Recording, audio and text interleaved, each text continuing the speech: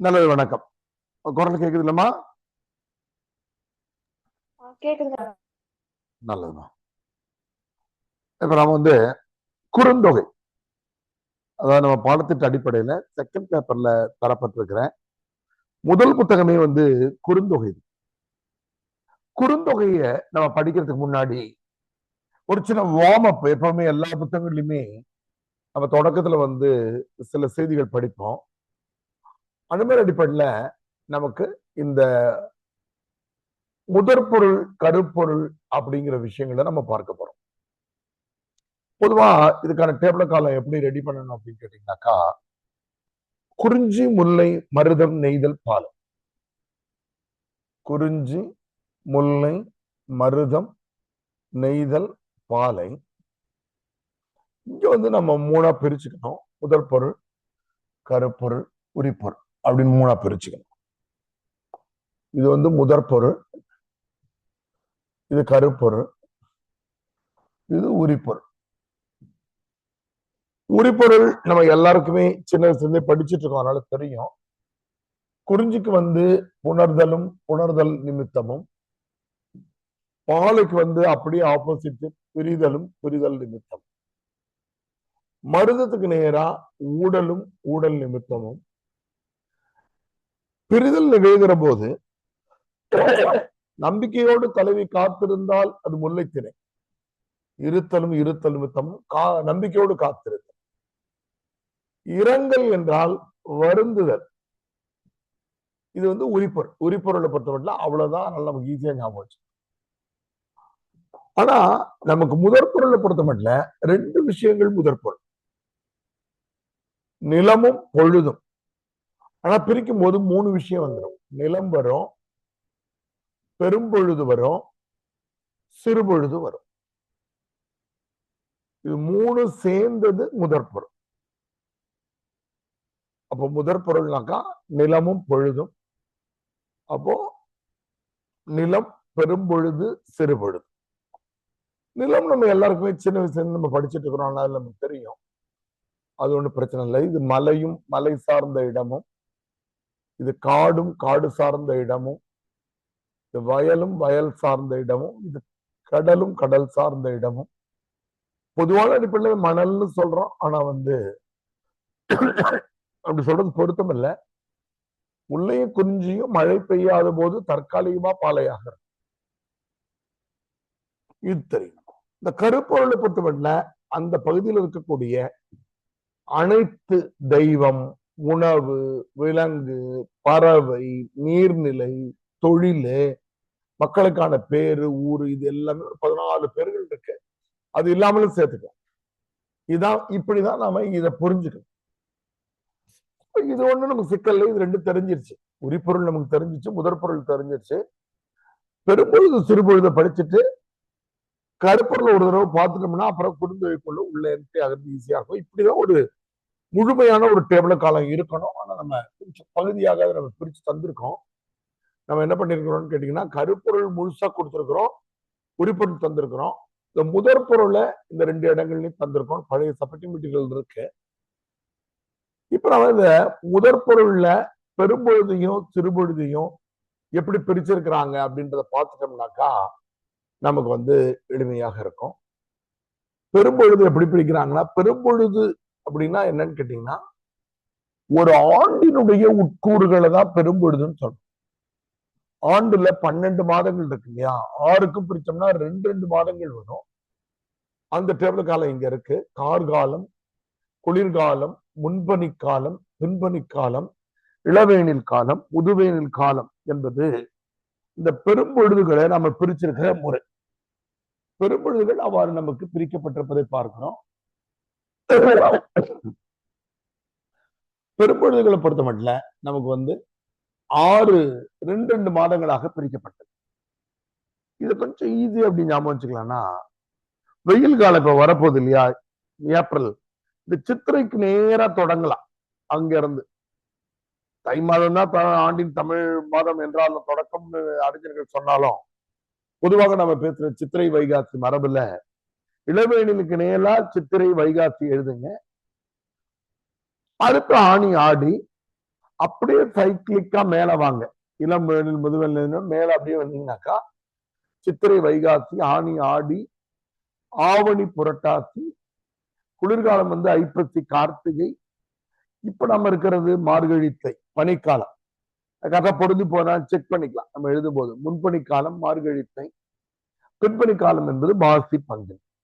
அப்ப இந்த மாதிரி முதல்ல ஒரு பட்டியலை நம்ம ரெடி பண்ணிக்கலாம்.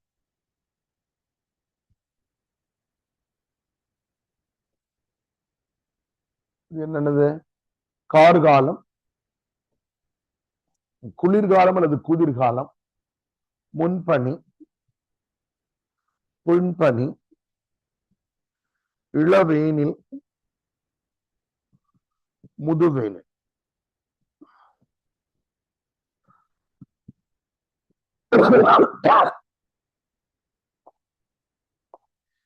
இதுக்கு நேரம் நம்ம சித்திரை வைகாசி எடுத்து வருவோம். சித்திரை வைகாசி, ஆணி ஆடி. ஆணிக்கு கரெக்டா பார்த்து எழுதணும். ஆணிக்கு வந்து 2 சுழினி ஆணி. ஆவணிக்கு தான் 3 சுழினி. ஆவணி, புரட்டாசி, ஐப்பசி, கார்த்திகை. முன்பணிக்கு நேரா மார்கழி வருதான்னு செக் பண்ணிக்கோங்க. மார்கழி தை, மாசி பங்குனி.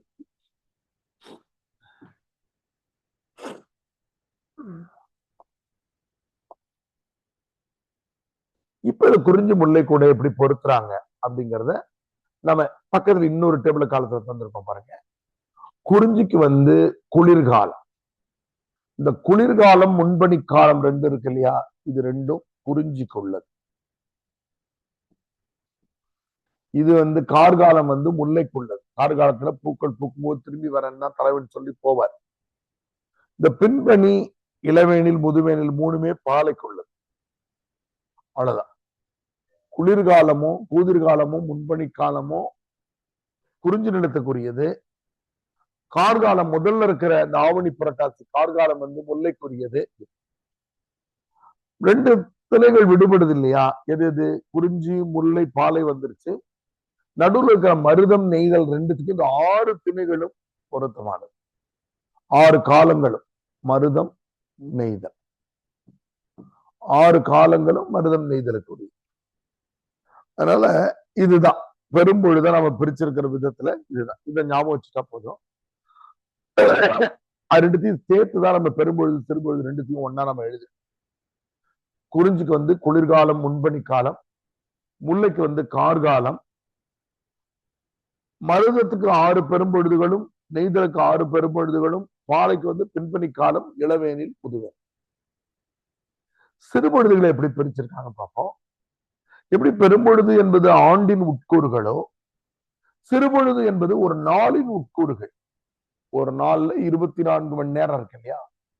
அது 6ஆ பிரிச்சோம்னா 4 மணி நேரம் வரும். அதுக்கு 6 பேர் தந்திருக்காங்க. காலை, நண்பகல், சூரியன் படுகிற நேரம் ஏற்பாடு, ஏற்பாடுன்னு படிச்சிடக்கூடாது, ஏற்பாடு, மாலை, இரவு நேரத்தை வந்து யாமம், அதிகாலை நேரத்தை வந்து வைகரை.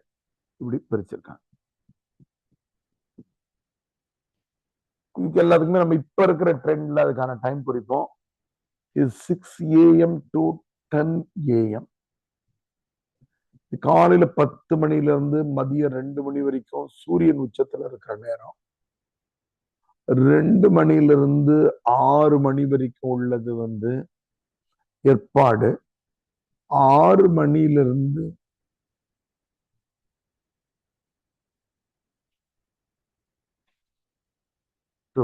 6 PM to 10 PM அது வந்து மாலை. யாமம் வந்து இரவு 10 PM to 2 AM, நள்ளிரவு 2 மணி. 2 மணில இருந்து காலையில 6 மணி வரைக்கும் உள்ளது வந்து வைகரை பொழுது. இதுக்கான பொழுதுகளை நினைவு வச்சுக்கிறது கொஞ்சம் ஈஸியா தான் இருக்கும். அது எப்படின்னு பார்ப்போம். காலை என்பது எந்த திணைக்குமே கிடையாது. கண்ணதாசன் வேடிக்கையா சொல்லுவாரு, காலையில 4 மணி நேரம் தான் தமிழர்கள் அவர்களுக்கான வேலையை செய்தாங்க, மீதி எல்லா நேரமும் அவர்கள் காதலிக்கிற வேலையை தான் செஞ்சாங்க அப்படின்னு சொல்லிட்டு ரொம்ப கிண்டலா சொல்றாரு. நண்பகல் என்பது பார்த்தாலே தெரியுது. வெயிலோடு தொடர்புடைய திணை எதுமா? எந்த திணை அதிகமா? இந்த குறிஞ்சி, முல்லை, மருதம், நெய்தல், பாலையில வெயில், கோடை இதோடு தொடர்புடைய திணை எந்த திணைமா? சொல்லுங்க, ஆன்லைன்ல சொல்லுங்க. இது குறிஞ்சி, முல்லை, சொல்லுங்கம்மா. மருதம், வயல். இல்லை, குறிஞ்சி, முல்லை, மருதம், நெய்தல், பாலையில எதுக்கு தொடர்புடையது அதிகமா? வெயில். மருதம். மருதம் இல்ல, பாலை. பரவாயில்ல, வெல் சைடு, தப்பு இல்லை. இது வந்து பாலை, வெயில் அதிகன்றதால. எப்பவுமே முயற்சி பண்ணாலும் தப்பா முயற்சி பண்ணோம் அப்படின்னா கூட முயற்சி பண்ணவங்கள தங்களை மாத்திக்க முடியும். அடுத்தது ஏற்பாடு என்பது நம்ம பீச்சுக்கு போற நேரம். பெரும்பாலும் மதியம் 2 to 6 பீச்சுக்கு போறோம். பீச் எதோடு தொடர்புடையதுமா? குறிஞ்சி, முல்லை, மருதம், நெய்தல், பாலையில எது பீச்சோடு தொடர்புடையது? கடற்கரையோடு தொடர்புடையது எது? தப்பந்த பரவாயில்ல, சொல்லுங்க. நெய்தல். அப்ப வந்து இது வந்து நெய்தல். யாமம் என்பது குறிஞ்சியோடு தொடர்புடையது. புணர்தலும் புணர்தல் நிமித்தமும், நள்ளிரவு நேரம், தலைவன் தலைவி சந்தித்தல். உழவர்கள் காலையில 4 மணி 2 மணிக்கெல்லாம் எழுந்து பணிக்கு போவாங்க. வைகறை நேரம். உழவர்களோடு தொடர்புடையது எந்த திணைமா? உழவர்கள் இருக்கிறது குறிஞ்சி, முல்லை, மருதம், நெய்தல், பாலையில. உழவர்கள் எங்க இருப்பாங்க? தவறாத பரவாயில்ல, சொல்லுங்க. உழவர்கள் இருக்கிற இடம் எதுமா? யாரோ சொல்றீங்க. வயலும் வயலு சார்ந்த இடத்துலதான் இருப்பாங்க. வயல் சார்ந்த இடம் எது? மருதம். இந்த மாலை என்பது தலைவனுக்காக காத்திருக்கிற நேரம், அது முல்லை. இந்த லைன்றதை வச்சு ஞாபகம் வச்சுக்கலாம். மாலை, முல்லை ஞாபகம் வச்சுக்கலாம். இப்ப கூட சமீபத்துல ஒரு திரைப்படம் வந்து மல்லிகைப்பூ வச்சு வச்சு வாடுது அப்படின்னு சொல்லிட்டு ஒரு பாடல் கூட போட்டாங்க. அதனால சிறுபொழுதுகளை எளிதா ஞாபகம் வச்சுக்கலாம். நண்பகல் வெயிலோடு தொடர்புடையது, அதனால பாலை நிலத்துக்குரியது. ஏற்பாடு பீச்சுக்கு செல்ற நேரம், அதனால நெய்தலோடு தொடர்புடையது. தலைவனுக்காக காத்திருக்கிற நேரம் மாலை நேரம், தலைவன் வேலை முடிச்சு எப்ப வருவான்னு காத்திருக்கிறாங்க, முல்லை திணைக்குரியது. புணதலும் புணதலும் தலைவன் தலைவி சந்திக்கிற நேரம் குறிஞ்சிக்குரியது. வைகறை பொழுதுல விவசாயிகள் எழுந்து போகிற நேரம், அது மருதத்துக்குரியது. அப்படி நம்ம ஞாபகம் வச்சுக்கலாம். இப்போ இது ரெண்டுத்தையும் சேர்த்து ஒரே டேபிள காலமா நம்ம உருவாக்கி இருக்கிறோம் பாருங்க. இதுக்காக நம்ம இவ்வளவு நேரம் படிச்சது. குறிஞ்சி என்பது பெரும்பொழுது எதுனாக்கா குளிர்காலம், முன்பனி காலம். சிறுபொழுதுல எதுமா? யாமம். முல்லை என்பது பெரும்பொழுது வந்து கார்காலம், சிறுபொழுது எது? மாலை. மருதத்துக்கு 6 பெரும்பொழுதுகளும், சிறுபொழுது எது? வைகறை. நெய்தல் வந்து 6 பெரும்பொழுதுகளும், சிறுபொழுது எது? ஏற்பாடு. பாலைக்கு வந்து 3 காலங்கள், பின்பனி காலம், இளவேநீர் காலம், முதுவேநீர் காலம். சிறுபொழுது எது? நண்பகல். இத ஞாபகம் வச்சுக்கிறதுக்காக இந்த 3 காலங்களை கீழே சிறுபொழுத பெரும்பொழுது எழுதி சிறுபொழுதை எழுதி ரெண்டுத்தையும் பொருத்தி இங்க எழுதியிருக்கிறோம். அது போக நிலம் நமக்கு தெரிஞ்சது எழுதியிருக்கு. இதுல ஒரு சின்ன நூற்பாவனம் மனப்பாடம் பண்ணுவோம். இது நூற்பான்னு சொல்ல முடியாது, இது சிலப்பதிகாரத்திலிருந்து எடுக்கிறது. பாலை நிலத்திற்கான வரையறைய தொல்காப்பியம் அவங்க எல்லாம் சொல்லல. நமக்கு உண்மையா யாரு சொல்லி இருக்கிறாங்கன்னா இளங்கோடிகள் சொல்லியிருக்காங்க. பாலை நிலம் என்பது நம்முடைய ஜியோகிரபிலாம் நம்ம படிக்கிற மாதிரி ராஜஸ்தான்ல இருக்கக்கூடிய தார் பாலைவனங்களோ அல்லது வெளிநாடுகள்ல இருக்கிற சகாரா பாலைவனங்களோ தமிழ்நாட்டுல கிடையாது. அப்ப எது பாலைவனம் என்பதை இளங்கோடிகள் வரையறுக்கிறாரு. நம்முடைய பாடத்திட்டத்துல வர்ற பகுதி தான் சிலப்பதிகாரத்துல. மதுரை காண்டத்தினுடைய காடுகான் காதையில சொல்றாரு, முல்லையும் குறிஞ்சியும் முறைமையில் தெரிந்து. இப்ப மனப்பாடம் நமக்கு யாராவது 2 பேர் படிச்சவங்க சொல்லலாம். முல்லையும் குறிஞ்சியும் முறைமையில் திரிந்து நல் இயல்பு இழந்து நடுங்கு துயருற்று பாலை என்பதோர் படிவம் கொள். அப்படின்னா என்ன பொருள்னா, பாலைன்னு ஒரு நிலம் தமிழ்நாட்டுல கிடையாது. மலையும் மலை சார்ந்த பகுதியுமாக இருக்கிற குறிஞ்சியும் காடும் காடு சார்ந்த பகுதியாக இருக்கிற முல்லையும் தற்காலிகமாக மழை பெய்யாத போது அவை பாலை நிலங்களாக மாறிவிடும். தொடர்ச்சியா மழை பெய்யாத போது மீண்டும் மழை பெஞ்சிருச்சுன்னா நம்ம வீடியோ கேம் எல்லாம் பாக்குற மாதிரி ரீசெட் ஆயிடும், மறுபடியும் குறிஞ்சியும் முல்லையுமா. அதெல்லாம் பாலை நிலங்கள் என்ற வரையறையை சொன்னவர் இளங்கோடிகள் தான். அவருக்கு நம்ம நன்றி சொல்லணும். இந்த 3 வரையும் நம்ம மனப்பாடம் பண்ணுவோம். முல்லையும் குறிஞ்சியும் முறைமையில் திரிந்து நல் இயல்பு இழந்து நடுங்கு துயருற்று பாலை என்பதோர் படிவம் கொள். பழு இலக்கியங்களை மனப்பாடம் பண்றதுல ஒரு எளிமை இருக்கு. அது என்னன்னாக்கா, எதுகை இருக்கும். முல்லை பாருங்க இல்லு, அடுத்தவர்ல நல்லியல்பு இல்லு, அடுத்து பாலையில இல் போட முடியல, நமக்கு செய்தியை சொல்றதுக்காக லை போட்டிருக்காங்க. ரெண்டாவது எழுத்து ஒன்றி போனால் அதுக்கு பேரு எதுகைன்னு பேரு. அதை வச்சு ஞாபகம் வச்சுக்கலாம். அடிகளை நினைவுபடுத்தும். அடிகளுக்குள்ளேயும் சிறந்த புலவர்கள் ஒரு முறையை பின்பற்றுவாங்க. அது எதுன்னு கேட்டீங்கன்னா, பாருங்க முல்லையும் மூ வந்தது, முறைமையில் மூ, இங்க மூ அங்க மூ. அந்த மாதிரி வந்தா நீங்க டிஎன்பிசி படிச்சவங்க அல்ல நமக்கு கூட சில ஞாபகப்படுத்துவாங்க. பேர் என்னன்னு கேட்டா பொழிப்பு மோனைன்னு பேர். பொழிப்பு மோனை. 1வது சீர்லையும் 3வது சீர்லையும் அதே முதல் எழுத்து வந்தா பாருங்க. நல்லியல்பு ந வந்திருக்குது, 3வது சீர்ல ந மறுபடியும் வந்து நடுங்கு துயர். இங்க பாலை பா வந்திருக்கிறது, அங்க குறில்ல பா போட்டிருக்க. இல்ல மனப்பாடம் பண்ணி நம்ம சொல்லலாம்னு நினைக்கும் போது அதுக்கு ஒரு சின்ன க்ளூவை பழங்கால புலவர்கள் எப்போதுமே வச்சிருப்பாங்க. அதனால இப்ப நீங்க படிச்சுட்டு சொல்லுங்க.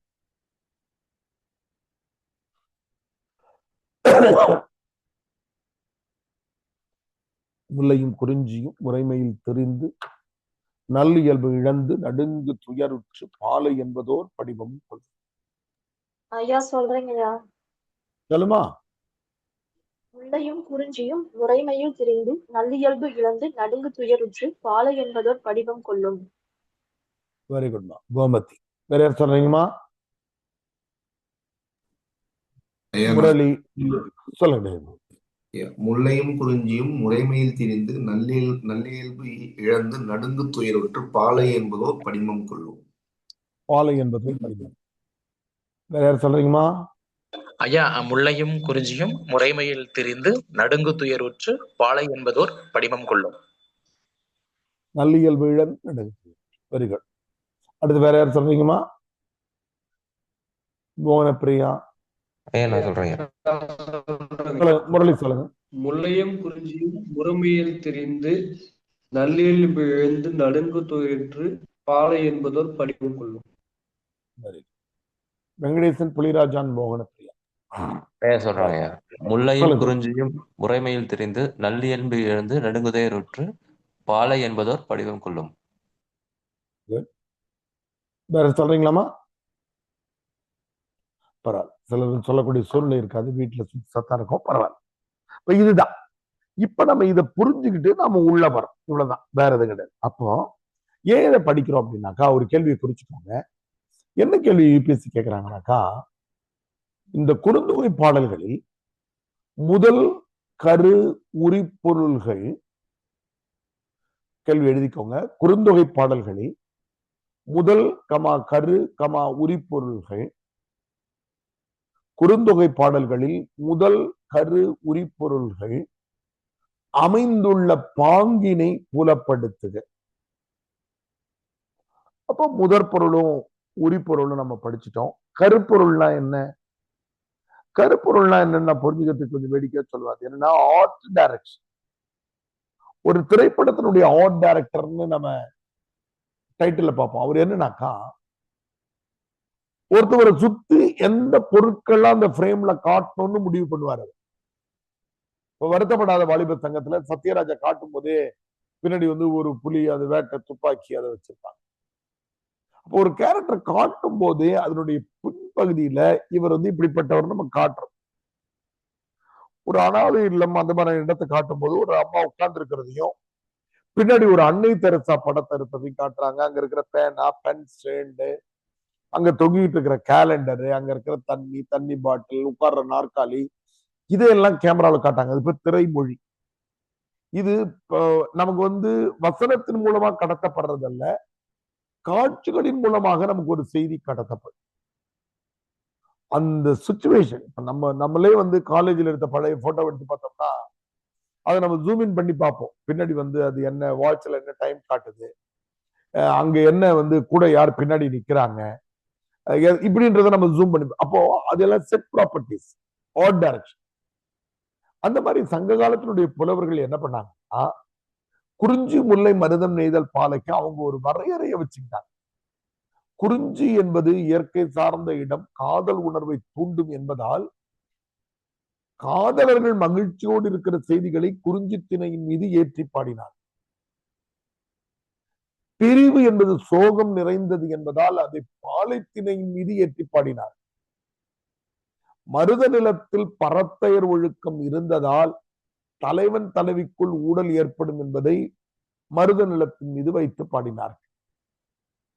தலைவன் பிரிந்து சென்றிருக்கிற போது அவன் வருகிற காலம் கார்காலமாகவும் முல்லைப்பூ பூக்கிற காலமாகவும் இருக்கும் என்பதால் நம்பிக்கையோடு காத்திருக்கிற திணையை முல்லை என்றார்.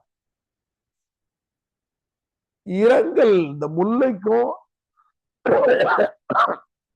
இதுக்கும் என்ன வித்தியாசம்னா, நெய்தலுக்கும் ரெண்டுத்திலுமே காத்துதான் இருக்கிறாங்க. ஆனால் இவங்க வருத்தப்படுகிற சூழ்நிலையில இறங்கிட்டு இருப்பாங்க. குறிஞ்சி முல்லை மருதம் நெய்தல் பால், இவங்களுக்கு தெரியும். புணர்தல் நிமித்தமும் பிரிதல், ஊடல், இது காத்திருத்தல், நம்பிக்கையோடு காத்திரு. இங்க என்ன பண்ணிடுவாங்கன்னா இழைச்சிருவாங்க. ரெண்டுத்துக்குள்ள வேறுபாடு என்னன்னா, ரெண்டுத்துலயுமே பிரிஞ்சுதான் போயிருக்கிறாங்க. தலைவன் வருவான், இந்த குறிப்பிட்ட நாளில் வருவான்னு தலைவன் மேல நம்பிக்கை வைத்து இழைக்கலாம் மாட்டாங்க. அதே இட்லி, அதே தோசை, அதே சாப்பாடு சாப்பிட்டுட்டு இருப்பாங்க. நம்பிக்கையோடு காத்திருக்கிற திணைக்கு பேரு முல்லைத்திணை. நம்பிக்கை அண்மையில கூட ஒரு 3-4 மாதங்கள் முன்னாடி ஒரு இலக்கிய அமைப்புல நம்பிக்கை திணை அப்படின்னு பேசுனேன், முல்லைத்திணையை குறித்து.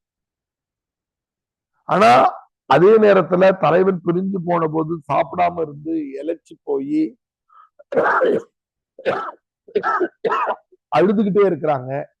இந்த வளையல்லாம் கையில இருந்து கழண்டிடுச்சு அப்படின்ற அளவுக்கு வருத்தப்படுகிற இரங்கல்லாம் உங்களுக்கு தெரியும்.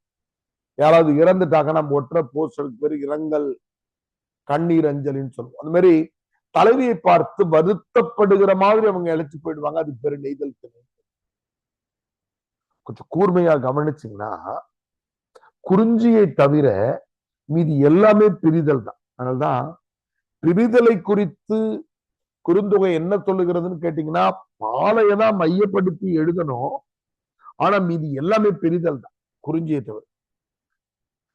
பரத்தையர் காரணமாக பண்பாடற்ற நிலையில பிரியறது மருத நிலத்துடைய ஒழுக்கம். பொருள் தேடி பிரிந்திருக்கிற கணவன் வருவான் என்று நம்பிக்கையோடு காத்திருத்தல் முல்லைத்திணை. பொருள் தேடி சென்ற தலைவன் வரவில்லையே என்று வருத்தத்தோடு காத்திருப்பது நெய்தல் திணை. இந்த கூர்மை நீங்க புரிஞ்சுட்டா விடைகள் நல்லா எழுத முடியும். நீங்க பிரிதல்னு கேட்டா மெயின் பாலை தானாலும் குறிஞ்சியை தவிர்த்த மீது எல்லாமே பிரிதலை பற்றி பேசுவதுதான் அப்படிங்கிற செய்தியை நாம புரிஞ்சு. இப்ப இந்த செய்திகளை சொல்லுவதற்கு செட் ப்ராப்பர்ட்டி, ஆர்ட் டைரக்ஷன்ல எது நல்லது என்று சிந்தித்த புலவர்கள் குறிஞ்சி நிலத்தின் மீது புணர்தல் நிமித்தத்தையும் வைத்தார்கள். நாம என்ன நினைச்சிடக்கூடாது, இளைஞர்கள், கல்யாணம் ஆகாத பிள்ளைகள் இருக்கலாம். நீங்க என்ன நினைச்சிடக்கூடாது, மலையில இருக்கிற பொண்ணை கல்யாணம் பண்ணிக்கிட்டோம்னா அவங்க எந்த நேரமும் நம்ம கூட மகிழ்ச்சியா இருப்பாங்க போட்டிருக்கு அப்படின்னு நினைச்சிடக்கூடாது. நான் ஊட்டியில பொண்ணு பாக்குறேன், ஏற்காடுல பொண்ணு பாக்குறேன், கொடைக்கானல்ல பொண்ணு பாக்குறேன்னு தேடி போயிடக்கூடாது. அங்க இருக்கிற பெண்களும் சண்டை போடுவாங்க, அங்க இருக்கிற பெண்களும் பிரிஞ்சு போவாங்க, அங்க இருக்கிற பெண்களும் வாழ்வியலினுடைய எல்லா சூழலுக்கும் இருக்கிறவங்க தான். ஆனா ஏன் குறிஞ்சி நிலத்தை சொன்னாங்கன்னா, இயற்கை என்பது காதல் உணர்வை தூண்டும். நம்முடைய வாழ்க்கையினுடைய புறச் சூழ்நிலைகள்ல சிக்கி கிடக்கிற போது காதல் உணர்வுல இருந்து நம்ம வெளியில வந்துருவோம். நம்ம எப்ப இஎம்ஐ கட்டுறது, பக்கத்து வீட்டுக்காரன் என்ன பண்ணா, பத்திரிகையில எவ்வளவு மொய் வச்சான், நம்ம பேரை ஏன் சின்னதா போட்டான், இந்த சிக்கல்லையே இருந்துட்டு இருக்கும். ஆனால் ஒரு அருவியை பார்க்கிற போது, ஒரு மலையை பார்க்கிற போது, ஒரு மயிலை பார்க்கிற போது நமக்கு மனித இயல்பு இயற்கையும் மீட்டெடுக்கப்பட்டு காதல் உணர்வு தூண்டப்படும். அதனாலதான் ஹனிமூனுக்கு எல்லாருக்கும் மலைப்பகுதிகளுக்கு அனுப்புவாங்க. எதுவும் இல்லைன்னா கூட ஏற்காடு, ஏழைகளின் ஊட்டின்னு சொல்ற ஏற்காடுக்கு போயிட்டு வாங்கன்னு ஒரு நாள் போயிட்டு வாங்கன்னு, இல்ல ஊட்டிக்கு போங்கன்னு, கொஞ்சம் காசு இருந்தா சிம்லாவுக்கு போவாங்க, ரொம்ப காசு இருக்கவங்க சுவிட்சர்லாந்துக்கு போவாங்க, சினிமா பாடல்கள் எல்லாத்தையும் காதல் உணர்வை சொல்லுகிற பாடல்களை சொல்லுகிற போது மலைப்பகுதியும் இயற்கையும் நல்லா இருக்குன்றதால குறிஞ்சியின் மீது உணர்தல் சொன்னாங்க. அங்க 5மே நடக்கும், பிரிதல் நடக்கும். அங்கேயும் பரத்தையர்கள் இருக்கலாம். மருதத்துல அதிகமா பரத்தையர்கள் இருந்தாங்க. அவர் அங்கிருந்து கிளம்பி மருத நிலத்துக்கு வந்துடலாம், அது பெரிய கஷ்டம். பிரிக்கிறதை சொல்லும் போது பாலை நிலம், இந்த பேத்தட்டிக் ஒரு சோகத்தை சொல்லுகிற போது திரைப்படங்கள்ல டாப் ஆங்கிள் கேமரா வைப்பாங்க. நீங்க இனிமே திரைப்படங்களை பாக்குற போது யாராவது ஒரு திரைப்படத்துல பாட்டி அப்பா தாத்தா இறந்துட்டாங்கன்னு சொல்லிட்டு காட்டாங்கன்னா கேமரா மேல இருக்கும், ஒரு வீணையை வாசிச்சுட்டு இருப்பாங்க, எல்லாரும் கத்துவாங்க, யாருன்னு தெரியாது நமக்கு. கேமரா கொஞ்சம் கொஞ்சமா க்ளோஸா உள்ள போகும்போதுதான் நம்ம ஹீரோவோ ஹீரோயினோ இறந்துட்டாங்கன்னு அதிர்ச்சியா போகும்போது ஹீரோவுடைய பாட்டி இறந்துட்டாங்கன்னு காட்டலாம். இந்த டாப் ஆங்கிள் வச்சு காட்டுறதுக்கு சோகத்தை காட்டுறது. நம்ம காலுக்கிட்ட கீழே வச்சு அப்படி போட்டோ எடுத்தோம்னா மிகைப்படுத்தி ஹீரோ மாதிரி காட்டும். 70, 80கள்ல ரஜினிகாந்த் அப்படி காலை சுத்தி கேமராவுக்கு மேல ஒரு கண்ணாடி வச்சு காலை தூக்கி வச்சிருவாரு கண்ணாடி மேல. நம்ம தியேட்டர்ல எல்லாரும் நம்ம மூஞ்சில ஒரு கால் வைக்கிற மாதிரி இருக்கும். எல்லாம் மிகைப்படுத்துதல், லோயரா. அப்ப இந்த பாலை நிலத்தில் வறண்டிருக்கிற அந்த காட்சி பிரிவினுடைய துயரத்தை சொல்லுவதற்கு பொருந்தும் என்பதால பாலை நிலத்துல அதை வச்சு. அப்படிதான் ஒண்ணும் இந்த மருத நிலத்தில் பரத்தேர் ஒழுக்கம் விட்டது. அங்க இருக்கிற வயல், எருமை மாடுகள் இதெல்லாம் பின்னடியாக வைத்து சேறு இதெல்லாம் வச்சு இந்த தலைவனுடைய பண்பற்ற ஒழுக்கத்தை சொல்ல முடியும் என்பதால மருத நிலத்துல தொடங்கினாங்க. ஆனா மருத நிலத்தை பத்தப்பட்ட வேறொரு காரணம் இருக்கிறது. மருத நிலத்தில் தான் தமிழ் பண்பாட்டுக்கு எதிரான இந்த பரத்தையர் ஒழுக்கம் தோன்றிய இடம். முல்லை காடு, கார்காலத்தில் தலைவன் திரும்பி வருவான், ரொம்ப அழகா எழுதியிருப்பாங்க. கார்காலம் என்பது ஒரு அறிஞர் அழகா எழுதுவாரு, அது பயிர் வளர்க்கிற காலம் மட்டுமல்ல, அது உயிர் வளர்க்கிற காலம்.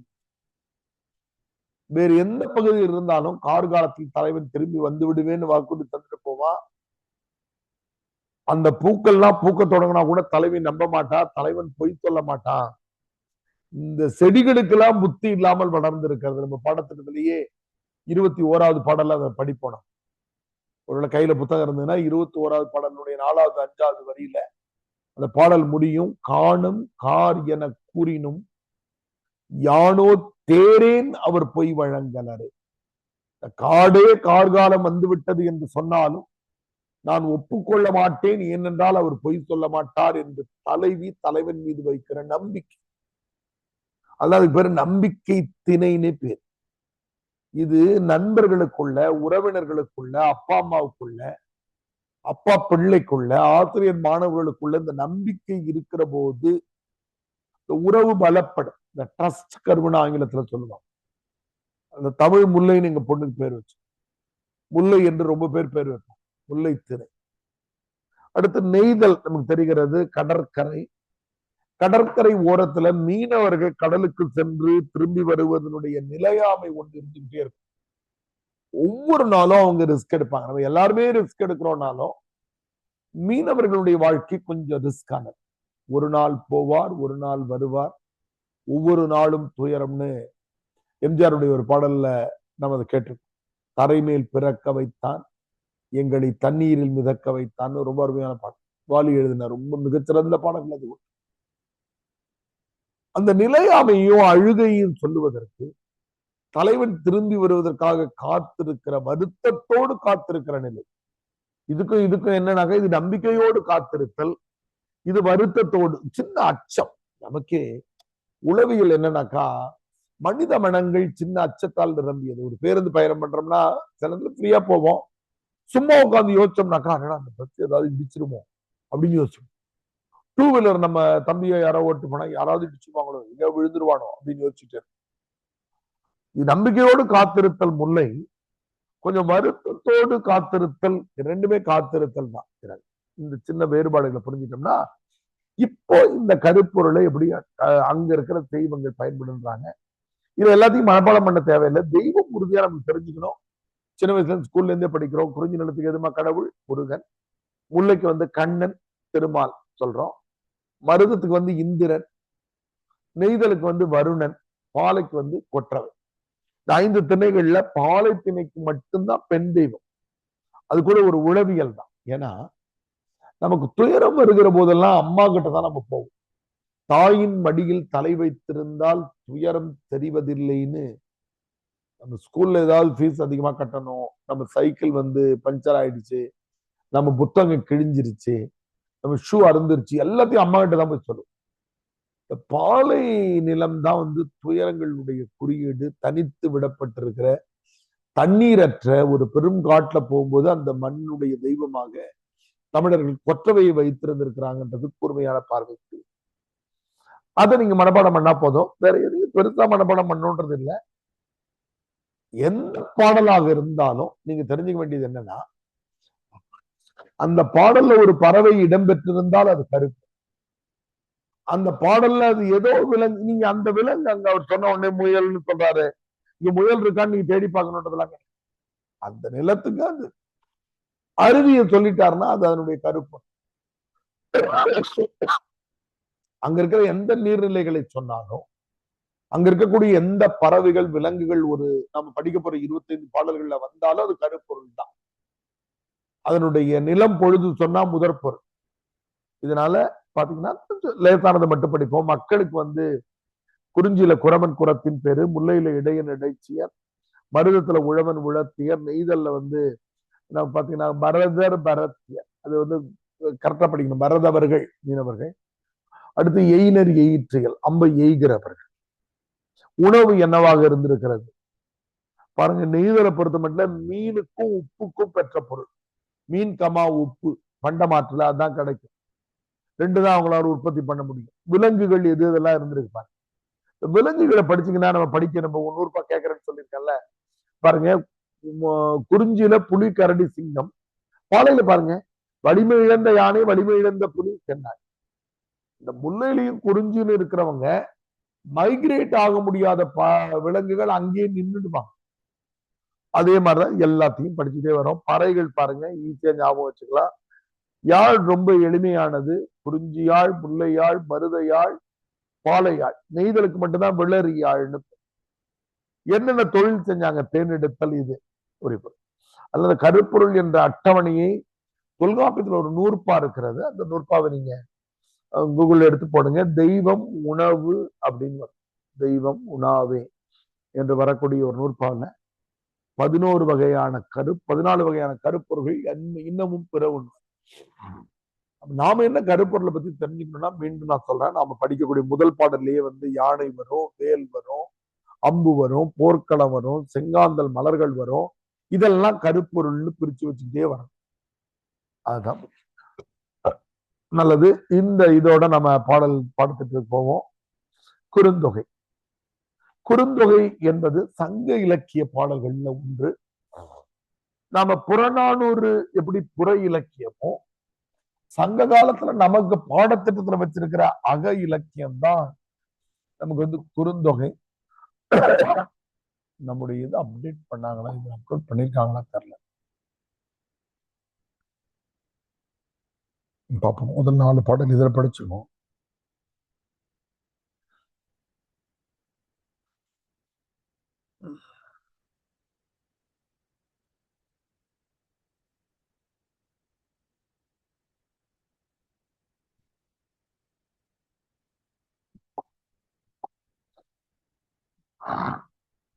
நம்முடைய டெக்ஸ்ட் இருக்கு, அதுல கொஞ்சம் கரெக்ஷன்ஸ் போட்டு ஏற்ற சொல்லியிருந்தோம், மறந்துட்டாங்க போட்டுக்க. நம்ம 2 நாளைக்கு இது பண்ணும். இப்போ நமக்கு தெரியும் சங்க இலக்கியத்தினுடைய 8 தொகை, சங்ககால இலக்கியத்தினுடைய 2 நூல்கள் இருக்கு. ஒன்னு 8 தொகை, இன்னொன்னு 10 பாட்டு. 8 தொகை என்ற பெயர்லயே இருக்கு. இது வந்து கம்பைல்டு, தொகுக்கப்பட்ட நூல். உங்களுக்கு தெரியும் நற்றினை, நல்ல குறுந்தொகை. இது நமக்கு வச்சிருக்கிறாங்க பாடத்திட்டத்துல. ஐங்குறுநூறு, ஒத்த பதிற்று 10, ஓங்கு பரிபாடல், கற்றறிந்தார் எத்தும் கலியோடு, அகம் புறம். இந்த புறத்துல புறநானூறுல நமக்கு 19 பாடல் இருந்தது. அதை நம்ம படிச்சோம். 182 to 200. இதுல வந்து 1வது பாடல்ல இருந்து 25வது பாடல் வரையில நமக்கு பாடத்திட்டத்துல. இதுக்கு நம்ம எப்படி கேள்விய டேபிளர் காலத்தை உருவாக்கணும்னா, 1ல இருந்து 25 வரையில நாம முதல்ல திணை எழுதிக்கணும். ஒரு டேபிள் காலமா எழுதி ரெஃபரன்ஸ் வச்சுக்கணும். திணை எழுதணும். அடுத்தது சூழல், துறைன்னு கிடையாது, சூழல் தெரிஞ்சா நல்லது. அடுத்து புலவர் யாருன்னு பார்க்கணும். அடுத்தது யாருடைய கூற்று, இது ரொம்ப முக்கியம். அந்த பாடலை பேசுறது வந்து தலைவனா, தலைவியா, தோழியா, பரத்தையரா அப்படிங்கிற அடிப்படையில ஒண்ணு இருக்கு. அப்புறம் வழக்கம் போல முதன்மை செய்திகள், அதனுடைய அடிப்படை செய்திகள், மனப்பாட வரிகள். பெரும்பாலும் குறுந்தொகையை பொறுத்த மட்டும் ஒரு 150, 160 வரி வருதுன்னு வச்சுங்களேன். எல்லா வரிகளையுமே நம்ம பொருள் பார்க்கணும். நம்ம பாடத்திட்டத்துல திணை அடிப்படையில எவ்வளவு பாடல்கள் இருக்கு 25ன்னு கேட்டீங்கன்னா, குறிஞ்சி, முல்லை, மருதம், நெய்தல், பாலை. இதுல எத்தனை பாடல்கள் இருக்கு அப்படின்னு கேட்டீங்கன்னா, குறிஞ்சியில 9 இருக்கு, பாலையில 7 இருக்கு. இது அப்படியே வரித்தெல்லாம் ஞாபகம் வச்சுக்கலாம். 2, 3, 4, 9, 2, 11, 3, 14, 4, 18, 7, 25 பாடல்கள். இது எல்லாமே வரிசலா இல்ல, நம்ம சைட்ல இந்த 2ல கொடுத்துருப்போம் பாருங்க. குறிஞ்சி வந்து 1, 2, 3, 13, 14, 17, 18, 23, 27. முல்லை 2, 2 தான் 21வது பாடல், 24வது பாடல். மருதம் வந்து 3, 3, 8, 10, 19. நெய்தல் வந்து தொடர்ச்சியா வரும். 4, 5, 6, அப்புறம் 9. இது எல்லாமே பாலை. குறிஞ்சி 9 பாடல்கள், பாலை 7 பாடல்கள். இந்த புலவர்கள் பேர் எல்லாத்தையும் நம்ம ஞாபகம் வச்சுக்கணும். யாரு யாருக்கிட்ட சொல்றாங்கன்றதையும் நம்ம தெரிஞ்சுக்கணும். இப்ப நம்ம ஒரு சின்ன மாற்றத்துக்காக 2வது பாடல்ல இருந்து படிப்போம். இதுதான். அப்ப குறுந்தொகையை பொறுத்த மட்டும் நம்ம கொஞ்சம் மெதுவாக, ஒரு நாளைக்கு இன்னைக்கு நம்ம அறிமுகம் முடிச்சிருக்கிறதால ஒரு 4 பாடல்கள் படிப்போம்னு நினைக்கிறேன். 4 அல்லது ஒருவேளை வாய்ப்பு இருந்தால் 5வது சின்ன பாடல்கள் தான். குறுந்தொகை என்ற பேர்லயே நமக்கு தெரிகிறது, அது வந்து குறுந்தொகை தான். 3ல இருந்து 8 வரி பாடல்கள் தான் இது. அப்ப நமக்கு தெரிந்த ஒரு கதையிலிருந்து 2வது பாடல்ல நம்ம தொடங்குவோம். இந்த கதையை நாம திருவிளையாடல் என்ற புராணத்துல தருமிக்கு பொற்கிழி அடித்த படலம் என்ற பேர்ல இதே கதை இடம்பெற்றிருக்கு. இறையனார் மதுரை சோமசுந்தர கடவுள் இப்பாசுரம் தருமிக்கு இயற்றி தந்தது. திருவிளையாடற் புராணத்தில் தருமிக்கு பொற்கிழி அடித்த படலத்தில் இந்த வரலாற்றை காணும். இப்ப நம்ம அந்த நடுவில் அந்த முல்லையும் குறிஞ்சும் கேட்கிறோம்னு சொன்னோம். கோமதி மட்டும் சொன்னாங்க, மத்தவங்க சொல்லிட்டீங்க இல்லம்மா? ஒரு 3-4 பேர் சொல்லிட்டீங்க. Very good. இப்ப நமக்கு வந்து இந்த திருவிளையாடலுடைய படத்தை நீங்க வீடியோ எல்லாம் பார்த்துருப்பீங்க, டிவி எல்லாம் எக்கச்சக்கமா வந்துருக்கு. நம்முடைய வரகுண பாண்டியன், நம்முடைய பாண்டிய மன்னனுக்கு ஒரு சந்தேகம் வந்துருச்சுன்னு சொல்லிட்டு மறையடிச்சு அறிவிப்பாங்க. பெண்களுடைய கூந்தலுக்கு இயற்கையில் மனம் இருக்கிறதா? சந்தேகத்தை தீர்த்து வைப்பவர்களுக்கு 1000 பொற்காசுகள்னு தண்டோரா போட்டுட்டு போவாங்க. நாகேஷ் தான் தருமியாக நடிச்சிருப்பாரு. அவர் என்ன பண்ணுவாரு, ஐயோ இந்த சந்தேகத்தை தீர்க்கிற பாடல் மட்டும் எனக்கு தெரிஞ்சிருச்சுன்னா 1000 பொற்காசுகளாச்சே கிடைச்சிருமே அப்படின்னு சொல்லிட்டு சிவபெருமான்கிட்ட வந்து கேட்பாரு. சிவபெருமான் வந்து எழுதி கொடுத்தாரு இந்த பாடல். அதனால இந்த பாடலை எழுதினவர் யாருனாக்கா, உங்களுக்கு பாடல்ல என்ன இருக்குன்னு கேட்டீங்கன்னா இறையனார்னே இருக்கு. இறையனார் யாருன்னா சோமசுந்தர கடவுள், மதுரை சோமசுந்தர கடவுள் சிவபெருமான். அவர் வந்து எழுதி கொடுத்துருவார். அவர் அந்த பாடல் என்ன எழுதுவாரு, ஒரு தலைவன் வண்டை பார்த்து எழுதுற மாதிரி எழுதியிருப்பாரு. வண்டை பார்த்து கேட்பா, பல்வேறு பூக்களுக்கு சென்று தேனை ஆராய்ந்து உண்ணுகிற தும்பி இனத்தை சார்ந்த வண்டே, நீ இதுவரைக்கும் பார்த்திருக்கிற மலர்கள் மனம் மிக்கதாக இருந்தது, அதுல என்னோடு மிக நெருங்கி பழகுகிற இந்த தலைவியின் கூந்தலை விட மனமிக்க மலர்களை நீ எங்கேயாவது பார்த்திருக்கிறையா அப்படின்னு ஒரு கேள்வி கேட்கிற மாதிரி அந்த பாடலை முடிச்சார். தருமி கொண்டு போயிட்டு மன்னன்ட்ட கொடுத்தாரு. மன்னனுக்கு ரொம்ப மகிழ்ச்சி ஆயிடுச்சு. எடுத்துருவாயா 1000 பொற்காசையும் கொடுத்துடலாம் அப்படின்ன உடனே அங்க இருந்த நக்கீரன் தலைமை புறவர் இருந்தாரு. அந்த படத்துல ஏபி நாகராஜன் இந்த படத்தினுடைய டைரக்டர் இந்த ரோல்ல நடிச்சிருப்பாரு. சற்று பொறும்னு சொல்லிட்டு பிழை இருக்கிறதுன்னு உடனே நாகேஷ் சொல்வாரு, எவ்வளவு பிழை இருக்கிறதோ அதற்கு தகுந்தவாறு பொருளை குறைச்சிட்டு கொடுத்துட வேண்டியதானேன்னு. இல்ல சொல்லுல பிழை இருக்கலாம், ஆனால் கருத்தில் பிழை இருக்கிறதுன்னு. நாகேஷ் அதுக்கு பதில் சொல்ல முடியாம ஓடி வந்துருவாரு. சோமசுந்தர கடவுள் மறுபடியும் வந்து கேட்பாரு, சிவாஜி நடிச்சிருப்பாரு, பரிசு கிடைத்ததா அப்படின்றாரு. நாகேஷ் ரொம்ப அழகா சொல்லுவாரு, இன்னும் உததான் கிடைக்கல, இன்னும் கொஞ்ச நேரம் தான் அதையும் கொடுத்துருப்பானுங்க, தப்பா எழுதிட்டு ஏன் என்ன இப்படி பண்றேன்னு தருமையை கூட்டுக்கிட்டு சிவபெருமான் அவைக்கு வந்துடுறாரு. அவைக்கு வந்த உடனே என்ன பொருள் குற்றம்னு அவர் திட்டுவார். நக்கீரர் வந்து சங்கு இருக்கிற குலத்தை சேர்ந்தவர், அதை வச்சு சிவபெருமான் திட்டுவார். சங்கு அறுக்கிற நீயாடா என் பாட்டுக்கு குற்றம் சொல்றேன்னு உடனே நக்கீரர் சொல்லுவாரு, சங்கருப்பது எங்கள் குலம், சங்கரனார் கேது குலம், சங்கை அறிந்துண்டு வாழ்வோம், மகனே உன்போல் இறந்துண்டு வாழ மாட்டோம் சிவபெருமான பத்தி பாட்டார்.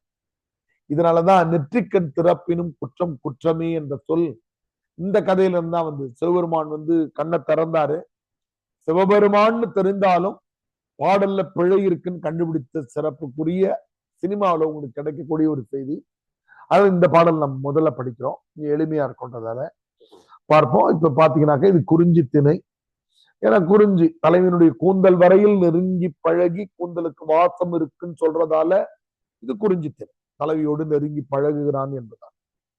கொங்குதேர் வாழ்க்கை அம்சிறை தும்பி காமம் தெப்பாது கண்டது மொழிமோ. கொங்கு என்றால் தேன் அர்த்தம், கொங்குனாக்க தேன் ஹனி. தேர் வாழ்க்கை என்பது வினைத்தொகை. தேர்னா நீங்க வந்து சாரியட் அப்படின்னு நினைச்சிடக்கூடாது. தேர்னா தேர்தல், தேர்ந்து, ஆராய்ந்து, தேர்ந்த, தேர்கின்ற, தேரப்போகும், ஆராய்ந்துன்னு குறிச்சுக்கோங்க. வாழ்க்கை அம்சிறை தும்பி, இந்த வார்த்தையை பிரிச்சோம்னா அம்முன்னு வரும், அம் சிறை. இந்த அம்முன்னு சங்க இலக்கியங்கள்ல எங்கெல்லாம் பிரிக்க முடியுதோ அதெல்லாம் அழகிய அம்மான்னு ஞாபகம் வச்சுக்கீங்களேன். அம்மாவோட அழகானவங்க உலகத்துல கிடையாது. அம் சிறை தும்பி, அழகான சிறகுகள், சிறை என்று சிறகுகளை உடைய தும்பியே. ஆக்சுவலா விழித்தல் குறி, அதை பார்த்து பேசுறார். மண்டை பார்த்து பேச மாட்டாரு.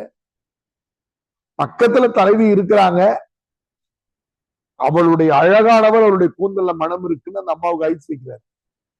அதெல்லாம் எப்படி எழுதியிருப்பாங்க பாருங்க.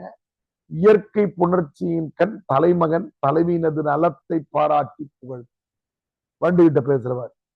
கொங்குதேர் வாழ்க்கை அம்சிறை தும்பி விழித்தல், தேனை ஆராய்ந்து உண்ணுகிற அழகிய சிறகுகளை உடைய தும்பி இனத்தை சார்ந்த வண்டே. தும்பினா நீங்க இந்த தும்பியை நினைச்சிடக்கூடாது, தேன் எடுக்கிற வண்டுகளை குறிக்கிறது, தும்பி இனத்தை சேர்ந்த. காமம் செப்பாது கண்டது மொழிமோ, ரொம்ப முக்கியமான வார்த்தை. காமம் செப்புதல் என்றால் என்னன்னாக்கா, விருப்பப்பட்டு பயாஸ்டா சாட்சி சொல்றதுக்கு பேரு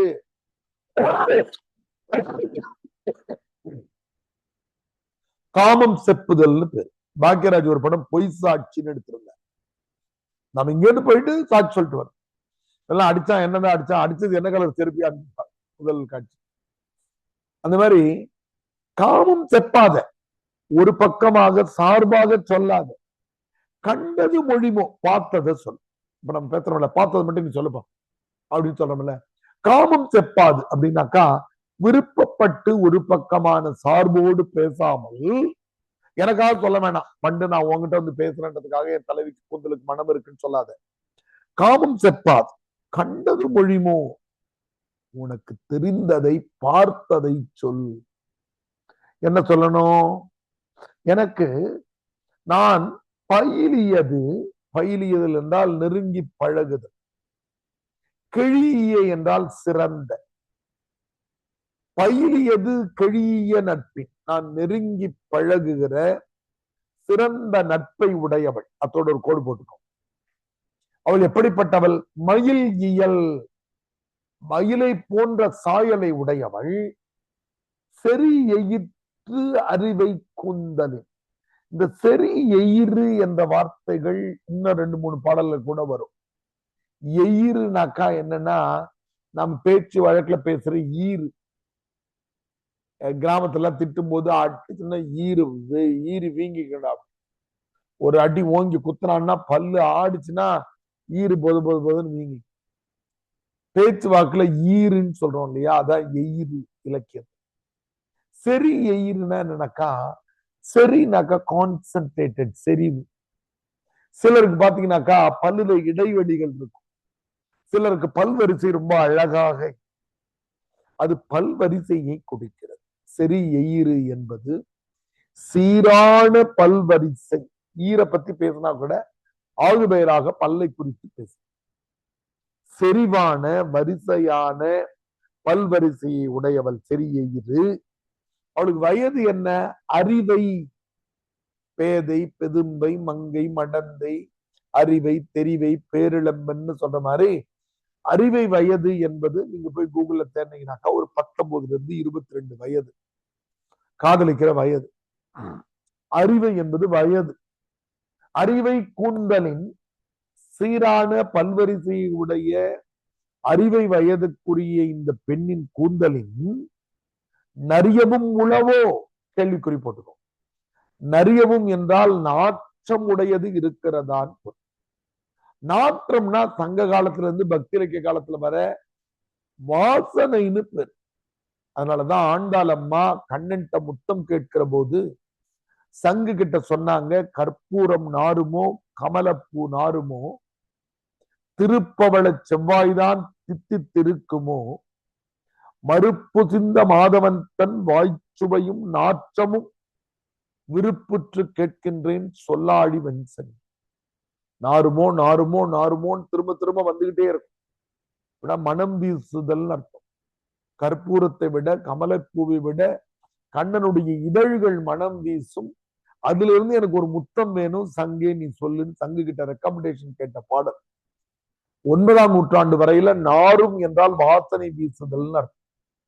இனர் உழ்த்தும் நாரா மலரணையர்னு திருவள்ளுவர் எழுதுவார். நம்ம பாடத்திற்கு கொத்து கொத்தாக மலர்ந்திருந்தும் மனம் வீசாத மலரை போன்றவர்கள் படித்தும் பேச தெரியாதவர்கள் அப்படின்றதுக்காக திருவள்ளுவர் பயன்படுத்துவார். அப்ப நாற்றம்னாக்கா மனம்னு அர்த்தம். நரியவும் உளவோ, கேள்விக்குறி போட்டு. வாசனை மிகுந்ததாக வேறு ஏதாவது இருக்கிறதா? எதுல? நீ அறியும் பூவே, நீ ஒவ்வொரு பூக்களாக சென்று நல்ல தேன், மகரந்த துகள்கள், தேன் எங்க இருக்குன்னு தேடி பார்த்து ஆராய்ச்சி செய்து உண்ணக்கூடிய வண்டே, என் தலைவியின் கூந்தலை விட நறுமணமுடைய பூவை நீ பார்த்திருக்கிறாயா அப்படின்னு கேட்டாருடைய இன்டர்பிரேஷன் என்ன அப்படின்னா, தலைவியினுடைய கூந்தல் மலர்களை விட மனம் நிறைந்ததுன்னு தலைவியை பாராட்டி சொல்லுகிறார். இப்படி ஒவ்வொரு சொல்லையும் நம்ம பார்த்துட்டோம்னாக்க இதா இருக்கும். நம்முடைய உரையை நாளைக்கு நம்ம ஷேர் பண்ணும்போது எல்லா இதுக்கும் உரை, ஒவ்வொரு சொல்லுக்கும் பொருள் எழுதியிருக்கோம், இலக்கண குறிப்பு எழுதி. கொங்குதேர் வாழ்க்கை அம்சிறை தும்பி காமம் செப்பாது கண்டது முடிமோ, தேனை ஆராய்ந்து உண்ணுகிற அழகிய சிறகுகளை உடைய தும்பி இனத்தை சார்ந்த வண்டே, எனக்கு சார்பாக நீ எதுவும் சொல்ல வேண்டாம், நீ பார்த்ததை சொல்லுவாயா, நியாயமா பேசு, நடுநிலையோடு பேசு. பயிலியது கழிய நட்பு, நான் நெருங்கி பழகுகிற கழியனாக்கா சிறந்த நட்பின், நட்புக்குரியவள், மயில் போன்ற சாயலை உடையவள், செறிவான அழகான பல்வரிசையை உடையவள், அறிவை வயதுக்குரியவள். இது 3ம் அவளுடைய இயல்பு. குறிச்சுக்கோங்க. மயில் இயல் 1, செறி எயிறு 2, அறிவை 3. இப்படிப்பட்டவருடைய கூந்தலின் நரியவும் உளவோ. இந்த கூந்தலை விட 5ஆம் வேற்றுமை உருவு கூந்தலின் என்பது ஒப்பீட்டு பொருள்ல வருது. கூந்தலை விட நாற்றம் மிகுந்த பொருட்கள் இருக்கின்றனவா, வாசனை மிகுந்த பொருட்கள் இருக்கின்றனவா? எதுல? among the flowers you have seen. நீ போயிட்டு வந்த பல்வேறு பூக்கள்ல தேன் எடுத்துட்டு வந்தல்ல, அதனுடைய வாசனை எல்லாம் கேட்டிருக்கிறல்ல, நுகர்ந்து இருக்கிறல்ல, அதுல என்னுடைய தலைவியின் கூந்தலை விட நறுமணமான பூக்கள் இருக்கிறதா என்று கேட்கிறது. அழகான இது. அதனால இந்த சின்ன பாடல்களுக்கு பெரிய விளக்கங்களை எப்படி எழுதலாம் அப்படின்னு பார்ப்போம். கொங்குதேர் வாழ்க்கை அம்திரை தும்பி என்பது தேனை ஆராய்ந்து உண்ணுகிற வண்டு என்பதோடு மட்டும் பொருத்தி கொள்ளக்கூடாது. தலைவி இந்த உலகத்தில் பல்வேறு ஆண் மக்கள் இருந்தாலும் ஒரு குறிப்பிட்ட தலைவனை தேர்ந்தெடுத்து விரும்புகிறாள் என்று தலைவியின் கோணத்துல இருந்தோம்.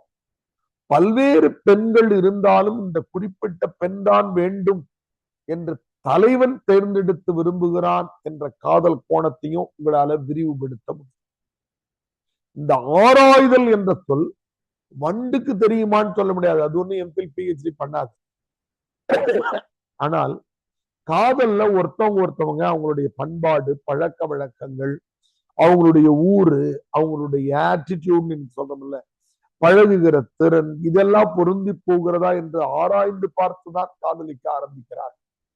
கண்டதும் காதல் வந்தாலும் அது நிலை பெறுவது என்பது ஆராய்தல், நெருங்கி பழகுவது என்பதால் ஏற்படுகிற அந்த உணர்வுபூர்வமான ஆராய்ச்சி. காமம் தெப்புதல் கண்டது மொழிதல் என்பது இந்த வண்டிக்கு மட்டும் பொருத்தமல்ல. தலைவன் தலைவியும், தலைவன் எனக்கு பிடிச்சுட்டான்றதுக்காக அவன் செய்யறதெல்லாம் நல்லது, தலைவி எனக்கு பிடித்தவள் என்பதால் அவள் செய்வதெல்லாம் நல்லதுன்னு நான் நினைக்கல. நான் நிலைப்பாடு நடுநிலையோடு தான் சொல்லுகிறேன், அவள் எனக்கு மிகவும் பிடித்தவள். பயிலியது என்பதன் வழியா என்ன தெரியுதுன்னா, இவர்களுடைய காதலுடைய முதல் நாள் பாடல் அல்ல இது. இவர்கள் நெருங்கி பழகி இருந்திருக்கிறார்கள். அதனாலதான் தலைவனுடைய கூந்தலுடைய வாசத்தை சொல்லுகிற அளவுக்கு தலைவனுக்கு நெருக்கம் இருக்கிறது. இன்னொன்னு, மயில் போன்ற சாயல் உடையவள் என்று தலைவியை பாராட்டுவது. இந்த ஈறுகள் பற்களை குறித்து பேசினாலே அதனுடைய ஆகுபெயர் என்னன்னா தலைவியின் சொற்கள்னர். பல்லு போனா சொல்லு போச்சுன்னு, பல்லுன்னு வந்தாலே அவள் பேசக்கூடிய சொற்கள் செறிவாக, கட்டுப்பாடாக, தெளிவாக இருக்கும் என்பதைத்தான் சரி எயிறுன்றாங்க. அறிவை நமக்கு தெரிஞ்சிச்சு, திருமண வயதுக்குரிய பெண், அவருடைய கூந்தலை விட. இப்ப இந்த பாடல் யாருக்காவது மனப்பாடமா தெரிஞ்சிருக்கோம்? யாராவது தெரிஞ்சவங்க சொல்லுங்க. யாராவது ஒருத்தவங்க பொருள் சொல்லுங்க. பொருள் அப்படியே சொல்லணுன்றது இல்லை, கொஞ்சம் முன்ன பின்ன பேச்சு வாக்கிலே சொல்லுங்க. யாரா 2 பேர் இந்த வாய்ப்பை பயன்படுத்திக்கோங்க. பாடல் தெரிஞ்சவங்க இருப்பீங்கன்னு நான் நினைக்கிறேன். ஐயா, எனக்கு பாடல் சொல்லுங்க. பொங்குதேர் வாழ்க்கை அஞ்சிரை தும்பி காமம் செப்பாது கண்டது மொழிமோ பழிலியது கெழிய நட்பின் மயிலியல் செறிய செறிவை கூந்தலின் நரியவும் உலவோ நீரியும் பூவே குறுந்தொகை. குருந்தவனுடைய 2வது பாடல் ஸ்கூல்ல இருந்திருக்கும் நினைக்கிறேன். ஸ்கூல்ல காலேஜ்ல இருந்ததாமா அது? அது திருவிளையாடு புராணம் படத்துல இருந்தே மனப்பாடம் அந்த பாடல். ஓ, படத்திலேயே கேட்டீங்க. டெல்லி பாபு போற வேற யாராவது சொல்றீங்களாமா? பாடல் தெரிஞ்சவங்க யாராவது இருக்கீங்களா? பொதுவாக குருந்தவனுடைய பாடலை மனப்பாடம் பண்றது ரொம்ப நல்லது. எல்லா பாடலையும் மனப்பாடம் பண்றது இல்லை, எல்லாமே 3 வரி 4 வரின்றதால சில பாடல்கள் பல வரிகளை வச்சு கேட்பாங்க. யாராவது உங்க பொருள் சொல்றீங்களா? வெங்கடேசன், புலிராஜா, நவநீத பாண்டியன், முரளி, கோமதி.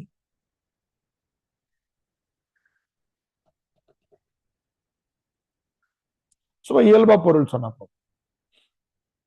ஒரு பாடலுக்கு ஒருத்தவங்களாவது பொருள் சொல்லணும், அப்பதான் அடுத்த பாடலுக்கு போவோம். நான் எல்லாம் இன்னொரு தடவை சொல்றேன். இந்த பாடல்ல தலைவனுடைய நலத்தை வியந்து உரைத்தல், அவருடைய அழகினை பாராட்டு, எக்ஸாக்ரிகேட்டட் பாராட்டு. ஒரு வண்டிடத்தில் பேசுவது போல தலைவன் பேசுகிறான். வண்டை பார்த்து தலைவன் சொல்றான், பல்வேறு பூக்களில் இருக்கிற தேனை ஆராய்ந்து உண்ணுகிற தும்பி இனத்தை சார்ந்த வண்டே என்று வண்டை அழைக்கிறான். அழைச்சிட்டு அவன் சொல்றான், எனக்காக சார்பாக நீ சாட்சி சொல்ல வேண்டாம், நீ பார்த்ததை சொன்னீங்கன்னா போதும். நான் நெருங்கி பழகுகிற சிறந்த நட்புக்குரிய எனது காதலி இருக்கிறாள். மயில் போன்ற சாயலை உடையவள். இவள் எப்படிப்பட்டவள் என்றால் மயில் போன்ற சாயலை உடையவள், செறிவான வரிசையான பற்களை அமைந்தவள், அறிவை வயதுக்குரியவள், 3 தகுதிகளை உடையவள். அவளுடைய கூந்தலை விட வாசனை மிக்க பூக்களை நீ இதுவரையில் பார்த்திருக்கிறாயா என்று கேட்பதன் மூலம் மலர்களை விட தன் தலைவியின் கூந்தல் நறுமணம் மிக்கது என்று அந்த தலைவியினுடைய அழகை அல்லது நலத்தை வியந்து பாராட்டு. இவ்வளவுதான். யாராவது சொல்லுங்கம்மா. முதல் பாடலுக்கு போவோம்.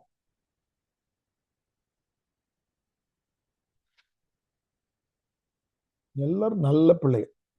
காதல் பாட்டுனா நாங்க பேச மாட்டோம்.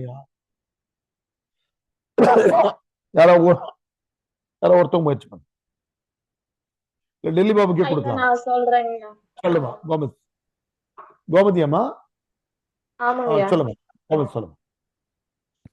தலைவன் வந்து அந்த வண்டை பார்த்து சொல்றாங்க, தேனை வந்து நிறைய பூக்களை வந்து ஆராய்ந்து உண்டுகின்ற வண்டே, நீ வந்து எனக்கு ஒரு பக்கம் மட்டும் சொல்லாம நீ பார்த்ததை மட்டும் சொல்லு. நான் நெருங்கி பழகின்ற தோழி வந்து ஒரு மயில் போன்ற சாயலை உடையவ. அவ வந்து சீரான பல்வரிசை அவளுக்கு இருக்கும். அவ வந்து அறிவை வயதுடையவள் அப்படின்னு சொல்லி சொல்றாங்க. அப்படி இருக்கக்கூடிய தலைவியின் கூந்தல் வந்து மனமுடையதான் இருக்கும் மற்ற பூக்களோட கம்பேர் பண்ணும்போது அப்படின்ற மாதிரி சொல்றாங்கய்யா. நம்ம போக போக இந்த பாடலுக்கான விரிவான எப்படி சரி எயிருனாக்கா அவர் இனிமையான சொற்களை பேசக்கூடியவள், நல்ல சொற்களை பேசக்கூடியவள், வாய்மையான சொற்களை பேசக்கூடியவள். அந்த சரி எயிருன்றதை வச்சு மட்டுமே அப்படி டெவலப் பண்ணலாம். பிறருக்கு பயன்படக்கூடிய சொற்களை சொல்லக்கூடியவள், சோகமா இருப்பவங்களுக்கு வருத்தத்தை நீக்கக்கூடிய சொற்களை தரக்கூடியவள் அப்படின்ட்டு அந்த ஒரு வார்த்தையே நம்ம அவ்வளவு தூரம் டெவலப் பண்ணணும். காமம் செப்புதல் என்றால் என்னன்னாக்கா, நம்ம எப்பவுமே அப்படி ஆயிடுவோம். நம்ம நண்பர்களுக்குள்ளேயே யாராவது கூட நெருங்கி பழகணும்னா அவங்களை விட்டு தர மாட்டோம். அவங்களுக்கு பயஸ்ட் ஆயிடும். பொதுவா காதல்ல இந்த பயஸ் ஆகிற தன்மை உண்டு. அது தேவை. அது எவ்வளவு பெண்கள் இருந்தாலும் நம்ம காதலிக்கிற பெண் வந்து மிகச் சிறந்தவங்கன்னு நினைக்கிறது தான் உண்மையான அன்பு. நம்ம கம்பேர் பண்ணி அவங்கள விட இவங்க அழகு குறைவா இருக்காங்க, அவங்களோட இவங்க நல்லா சமைக்கல, இப்படி எல்லாம் கம்பேர் பண்ணிட்டு இருந்தோம்னா வாழ்க்கையை வீணாயிடும். காமம் தான் வேணும். ஆனா இந்த இடத்துக்கு நேரா அவர் என்ன பண்றாரு, வண்டை பார்த்து சொல்றாரு, நான் காம வயப்பட்டிருக்கிறேன், நான் அவளுடைய அன்பு வலையில் சிக்கி இருக்கிறேன், ஆனால் நீ வந்து நியாயமா பேசு அப்படிங்கிற அந்த மாதிரி ஒரு இலக்கிய வரிகளை இலக்கிய நயம் துய்த்தல் என்பது வேறான. முதல் பாடலுக்கு வருவோம். முதல் பாடலை திப்பு தோழர் எழுதியிருக்கிறாரு. இது வந்து என்னன்னாக்கா, இதுவும் குறிஞ்சித்திணை தான். முதல் 3 பாடலுமே குறிஞ்சித்திணை தான். ஒரு தலைவன் வந்து தலைவியை பார்ப்பதற்காக பரிசு வாங்கிட்டு வர்றது. இந்த நேரம் கிஃப்ட்ன்னு சொல்றோம் இல்லையா, அந்த காலத்துல தமிழ் இலக்கியத்துல அதுக்கு பேரு கையுறை. ஹேண்ட் கிளவுஸ் நினைச்சு கூடாது. நீங்க கையில ஒரு பொருளை வாங்கிட்டு வந்து கொடுத்து அவரிடத்துல அன்பு செலுத்து, கிஃப்ட். என்னத்தை வாங்கிட்டு வந்தார் இவருன்னு கேட்டீங்கன்னா, செங்காந்தல் மலர்களை எடுத்துட்டு வந்தார். காந்தல் மலர்கள், சிகப்பாக இருக்கிற செங்காந்தல் மலர்களை இப்ப நம்ம எல்லாம் பொக்கே மாதிரி வாங்கிட்டு போறோம்ல, அந்த மாதிரி ஒரு இதோட எடுத்துட்டு வர்றார். எடுத்துட்டு வந்து தோழி கிட்ட கொடுக்கிறார். தோழி கிட்ட கொடுத்து இதை கொண்டு போய் தலைவி கிட்ட கொடுத்து என் கூட பேசுறதுக்கு அவளை வர சொல்லு. ஏன்னா தோழி தான் இந்த காதல் துறையில முகாமையான பங்கு வகிப்பார். அப்படி கொடுக்கும்போது தோழி அதை மறுத்து சொல்லுகிறார். என்ன சொல்றான்னு கேட்டீங்கன்னா, முருகப்பெருமானை போன்று இருக்கிற தலைவனே,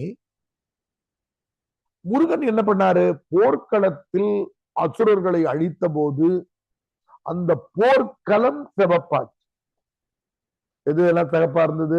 போர்க்களம் சிகப்பாக இருந்தது, அம்புகள் சிவப்பாக இருந்தன, யானை தந்தங்கள் எதிரிகள் மீது குத்தி சிவப்பா இருந்தது. பொதுவா பலகையில ரெட்ல எழுதினா சரியா தெரியறது இல்லை. ஆனால் இது சிகப்பு நீ ஞாபகம் வச்சுக்கணுன்றதுக்காக நான் ரெட்ல எழுதிருக்கேன். 3 சிகப்பு இருக்கிறது. அந்த சிகப்புல அண்டர்லைன் பண்ணிருக்கேன் தெரிஞ்சு அந்த புத்தகத்துல. செங்களம் படக்கொன்று அவுணர் தேய்த்த பிரிச்சுட்டீங்கன்னா அவுணர்கள்,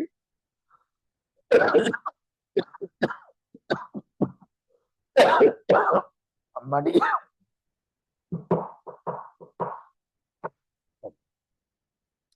செங்களம், களம்னு வந்துட்டாலே போர்க்களம்னு ஞாபகம் வச்சு.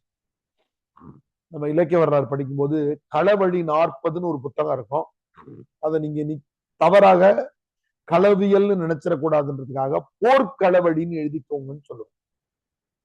களம்னு வந்தாலே நமக்கு என்னன்னு கேட்டீங்கன்னாக்கா போர்க்களம் என்றுதான் அதனுடைய பொருள். செங்களம், படக்கொன்று, போர்க்களத்தில் எதிரிகளை வீழ்த்துகிற, அவுணர்களை தேய்த்த,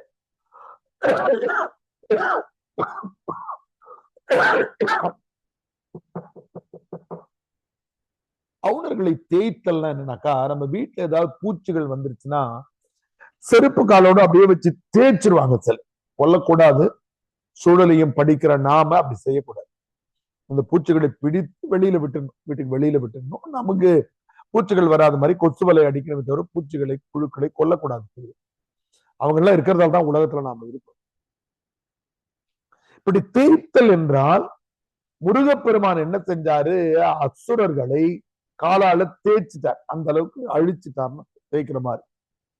செங்கலம் படக்கொன்று அவுணர் தேய்த்த, செங்கோல் அம்பின், அம்பு என்பது தெரிகிறது. அம்பு என்னப்பட்டிருக்கு, போர்க்களத்திலையும் ரத்தம் இருக்கிறது, அம்புலையும் ரத்தம் இருக்கிறது. எதிரிகளையும், எதிரி நாட்டுடைய யானைப்படை, குதிரைப்படை இவங்கெல்லாம் கொன்றதுனாலையும் அம்புலையும் ரத்தம் படிந்திருக்கு. செங்கோல் அம்பின், செங்கோட்டு யானை, கோடுனாக்கா தந்தம்னு அர்த்தம். நம்ம இன்னொரு பாடல்ல 9வது பாடல்லையோ ஒண்ணுல படிப்போம், கோடு ஈறு இலங்குன்னு படிப்போம். சங்கு இந்த வெண்மைகளை குறிக்கும். கோடுனாக்கா யானை தந்தம். யானைகள் தான் முருகப்பெருமானுடைய வாகனம், மயில் கிடையாது. கொஞ்சம் யோசிச்சு பாருங்க, ஒரு மனிதன் மயில் மேல உட்கார்ந்தா என்ன ஆகும்? மயில் மேல உட்கார்ந்தா மயில் தாங்குமா? அதுவும் குறிஞ்சி நிலத்தினுடைய தலைவன் முருகன். நீங்க நினைக்கிற முருகன் இல்லை. சில நேரங்கள்ல நமக்கு அரசியல் அடிப்படையில சிலருக்கு பிடிக்கலாம், பிடிக்காமல் இருக்கலாம். சீமான் சொல்ற சில செய்திகள் அவர் கூட பெரும் தமிழறிஞர்கள் இருக்கிறார். அதனால அவர் கூர்மையாக சொல்றார், முருகனுக்கு நீங்க போஸ்ட் அடிச்சு ஓட்டுவாங்க பாத்தீங்கன்னாக்கா, கருப்பா உயரமா அப்படி வேல் வச்சுட்டு அப்படி நிற்பார். இந்த குழந்தை எல்லாம் முருகன்றதெல்லாம் வட இந்திய கதைகள் வந்த பிறகு. ஒரு மலைப்பகுதிக்கே தலைவனா இருக்கணும்னாக்கா எதிரிகள் கூட, விலங்குகள் கூட, உள்நாட்டு கலவரம் செய்யக்கூடிய கூட காப்பாற்றக்கூடிய இனக்குழுனுடைய தலைவன் கருப்பா உயரமா மீசையை முறுக்கிக்கிட்டு கட்டுமஸ்ஸா இருப்பான். அவன் போய் மயில் மேல உட்கார முடியுமா? யானைதான் முருகனுக்கான வாகனமாக இருந்தது என்பதை சொல்லுகிற ஆதார பாடல்கள்ல இது ஒன்று.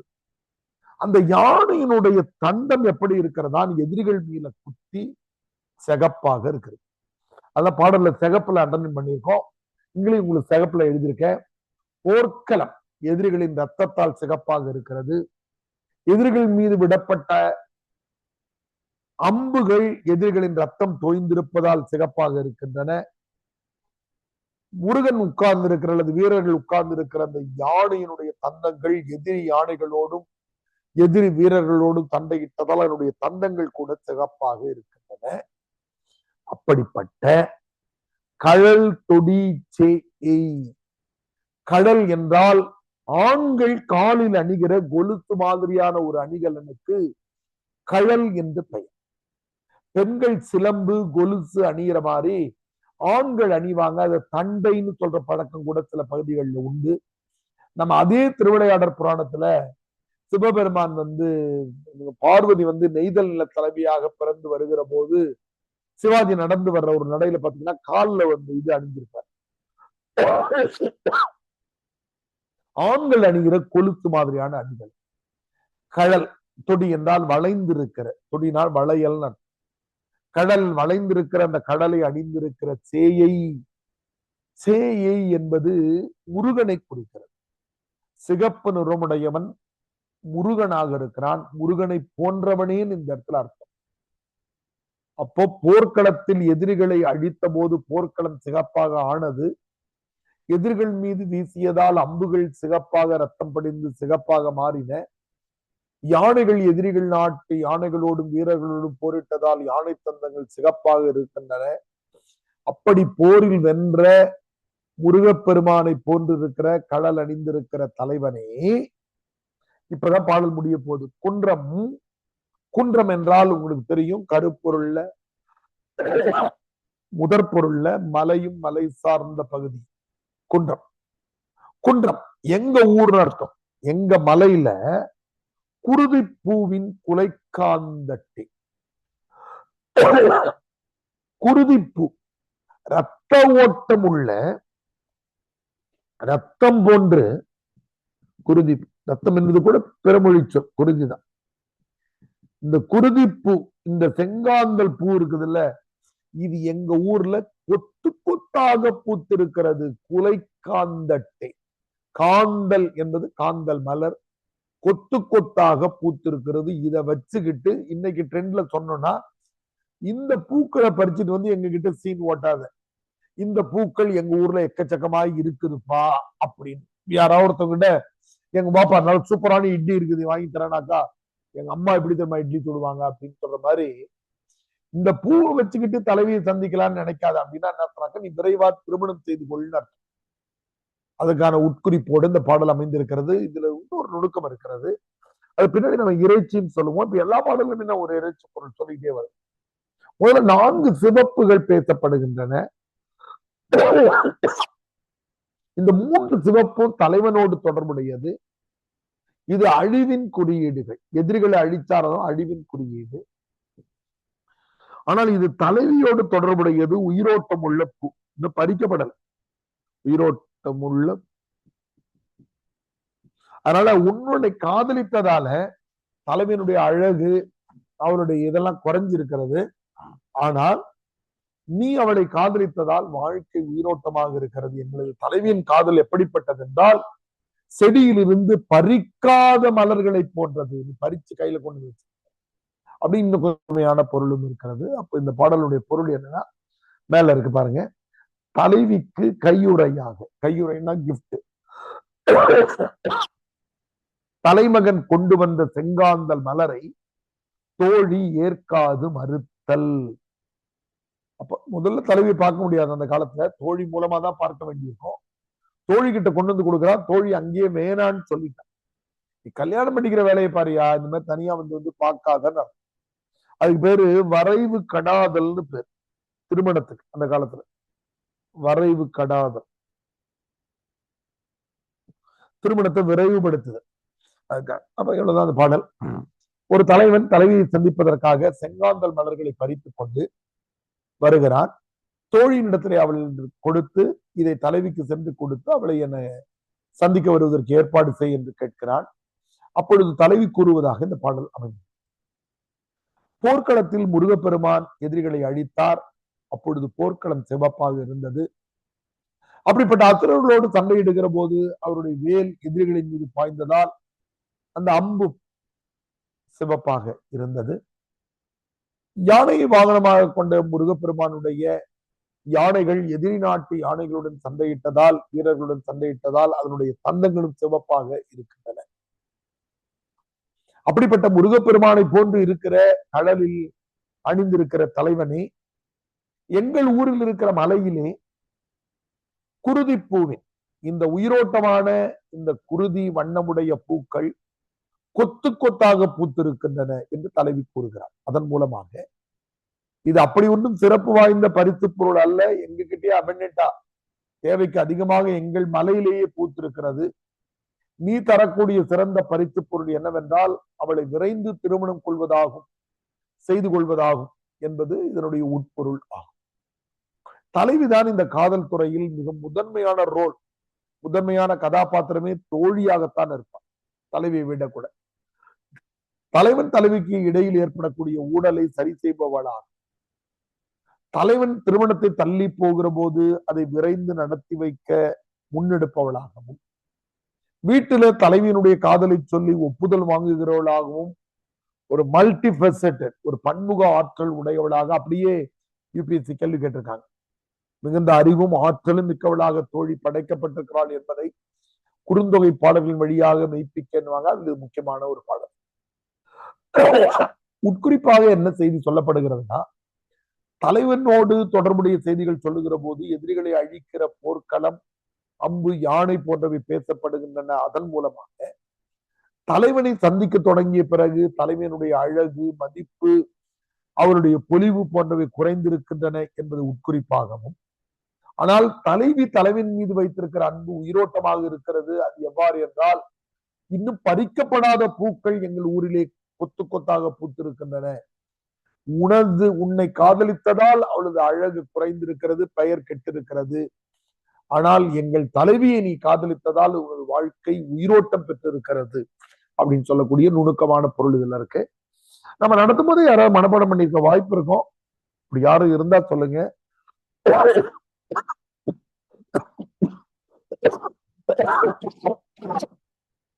நம்முடைய அடம் தான் அந்த இருமலுக்கு காரணம்.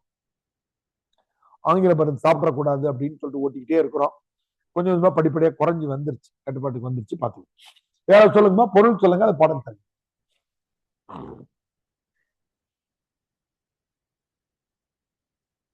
சொல்லட்டுமா? தலைவன் தலைவியை சந்திப்பதற்காக, அவனும் மலைநாட்டை சேர்ந்தவன் தான். குறிஞ்சி நிலத்தில் இருந்த விளைந்திருக்கிற அந்த காந்தல் மலர்களை பறித்து எடுத்து கொண்டு வருகிறான். இடையிலே தோழியை சந்தித்து அவளிடத்துல போயிட்டு தலைவியை சந்திக்க ஏற்பாடு செய்ய சொல்லுகிறான். அப்போது தோழி கூறுவதாக இந்த பாடல் அமைந்திருந்து, தோழி கூட்டு பாடல் இது. தோழி கூறுவதாக அமைந்திருக்கிறது.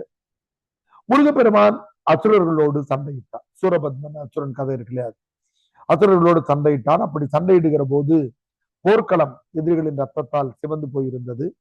எதிரிகள் மீது பாய்ந்ததால் அம்புகள் கூட சிவப்பாக இருந்தன.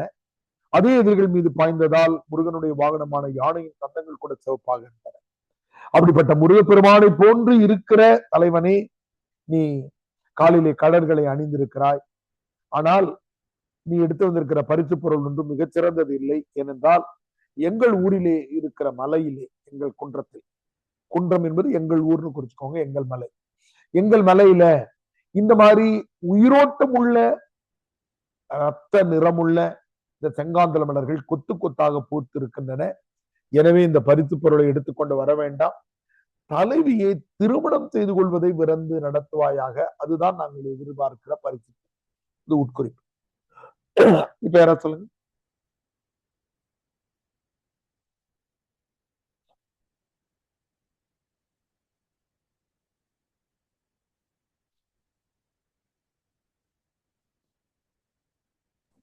ஐயா நான் சொல்றேங்க ஐயா. சொல்லுங்க. தலைவன் தலைவியை காண வருகிறார். அப்படி வரும்போது தலைவருடைய தோழியை சந்திக்கிறார். அப்போது தோழி போர்க்களம், குருதியால் நிறைந்த போர்க்களத்தை உடையது. அதாவது முருகன் அவுணர்களை, பகைவர்களை அழிக்கும் போது ஏற்பட்ட காட்சி இது. போர்க்களம் பகைவர்களுடைய குருதியால் நிறைந்து சிவப்பு நிறம் மட்டும் காணப்படுகிறது. அப்படி அவர் பயன்படுத்திய அம்புகள் அந்த குருதியை பூண்டு ஒரு மலை போல குவிந்து கிடக்கின்றன. பகைவரை குத்தி கொள்ளுதனால முருகப்பெருமானுடைய வாகனமான களிறு, அதாவது யானையினுடைய தந்தங்களும் சிவப்பு நிறம் மட்டும் காணப்படுகிறது. அத்தகைய வேலமுடைய முருகப்பெருமான் குடிகொண்டிருக்கும் இந்த குன்றத்தில் தாங்கள் உரைப்பொருளாக, கைப்பொருளாக கொண்டு வந்துள்ள செங்காந்தல் மலர்கள் நிறைந்து எங்கும் வளர்ந்து காணப்படுகிறது. எனவே நீங்கள் கொண்டு வந்திருந்த செங்காந்தல் மலர் ஒரு சிறப்புக்குரிய பரிசு அன்று. மாறாக இந்த கதையுடைய உள்பொருள், அதற்கு அந்த பரிசு பொருளுக்கு மாறாக நீங்கள் விரைந்து தலைவியை திருமணம் செய்து கொள்வதே மிகச்சிறந்த பரிசாக அமையும் என்பது தோழியுடைய கருத்தாக உள்பொருள் அமைந்திருக்கிறது. நன்றிங்க. Very good, very good. பாத்தீங்கன்னா இந்த புது வார்த்தைகள், இந்த கையுறை என்ற வார்த்தையை நீங்க மறக்காம எழுதணும். கையுறைனா கிஃப்ட், பரிசு பொருள். வரைவு கடாதல், விரைந்து திருமணத்தை நடக்கும். நம்முடைய பாடத்திட்டத்தினுடைய ரொம்ப இன்ட்ரெஸ்டிங்கான இறைச்சி தன்மை உடைய ஒரு பாடல். இறைச்சினா என்னன்னாக்கா, இறைச்சினா நுணுக்கமான உட்பொருள். நுட்பமான உட்பொருளுக்கு பேரு இறைச்சின் பேரு. அவர் நூற்பா எழுதிக்கோங்க. இறைச்சி தானே உரிப்புறத்ததுவே, இறைச்சி தானே உரிப்புறத்ததுவே, பொருட்புறத்ததுவேன்னு 2 நூற்பாக்கள் தொல்காப்பியர் எழுதுறார். இறைச்சி என்பது என்னன்னு கேட்டீங்கன்னா, உரிப்பொருளை மேலும் ஆழப்படுத்தும். நம்ம எப்படி இப்படி இன்டர்பிரேஷன் பண்ணமோ, இந்த பாடல்ல இன்னொன்னு இருக்கு. ரொம்ப எளிய பாடல் இது. மனப்பாடம், எல்லாருக்கும் மனப்பாடம்.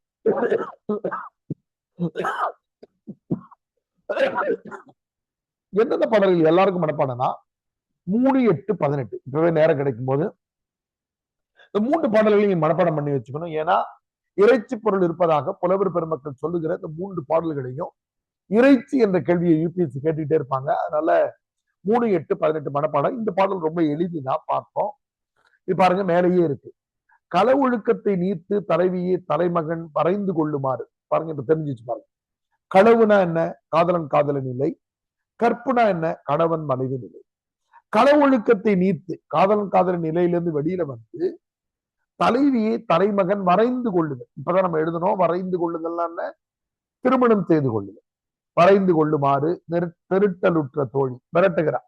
அறிவுரை சொல்லுகிற தோழி ஒரு சமயம் தானும் தலைவியும் தனித்திருந்த இடத்தின் அருகே தலைமகன் வந்து நிற்றலை அறிந்து அறியாள் போன்று அவன் செயல் குணங்களை பழித்து கூற தலைமகள் அதை மறுத்து அவனை தாங்கி பேசினார்.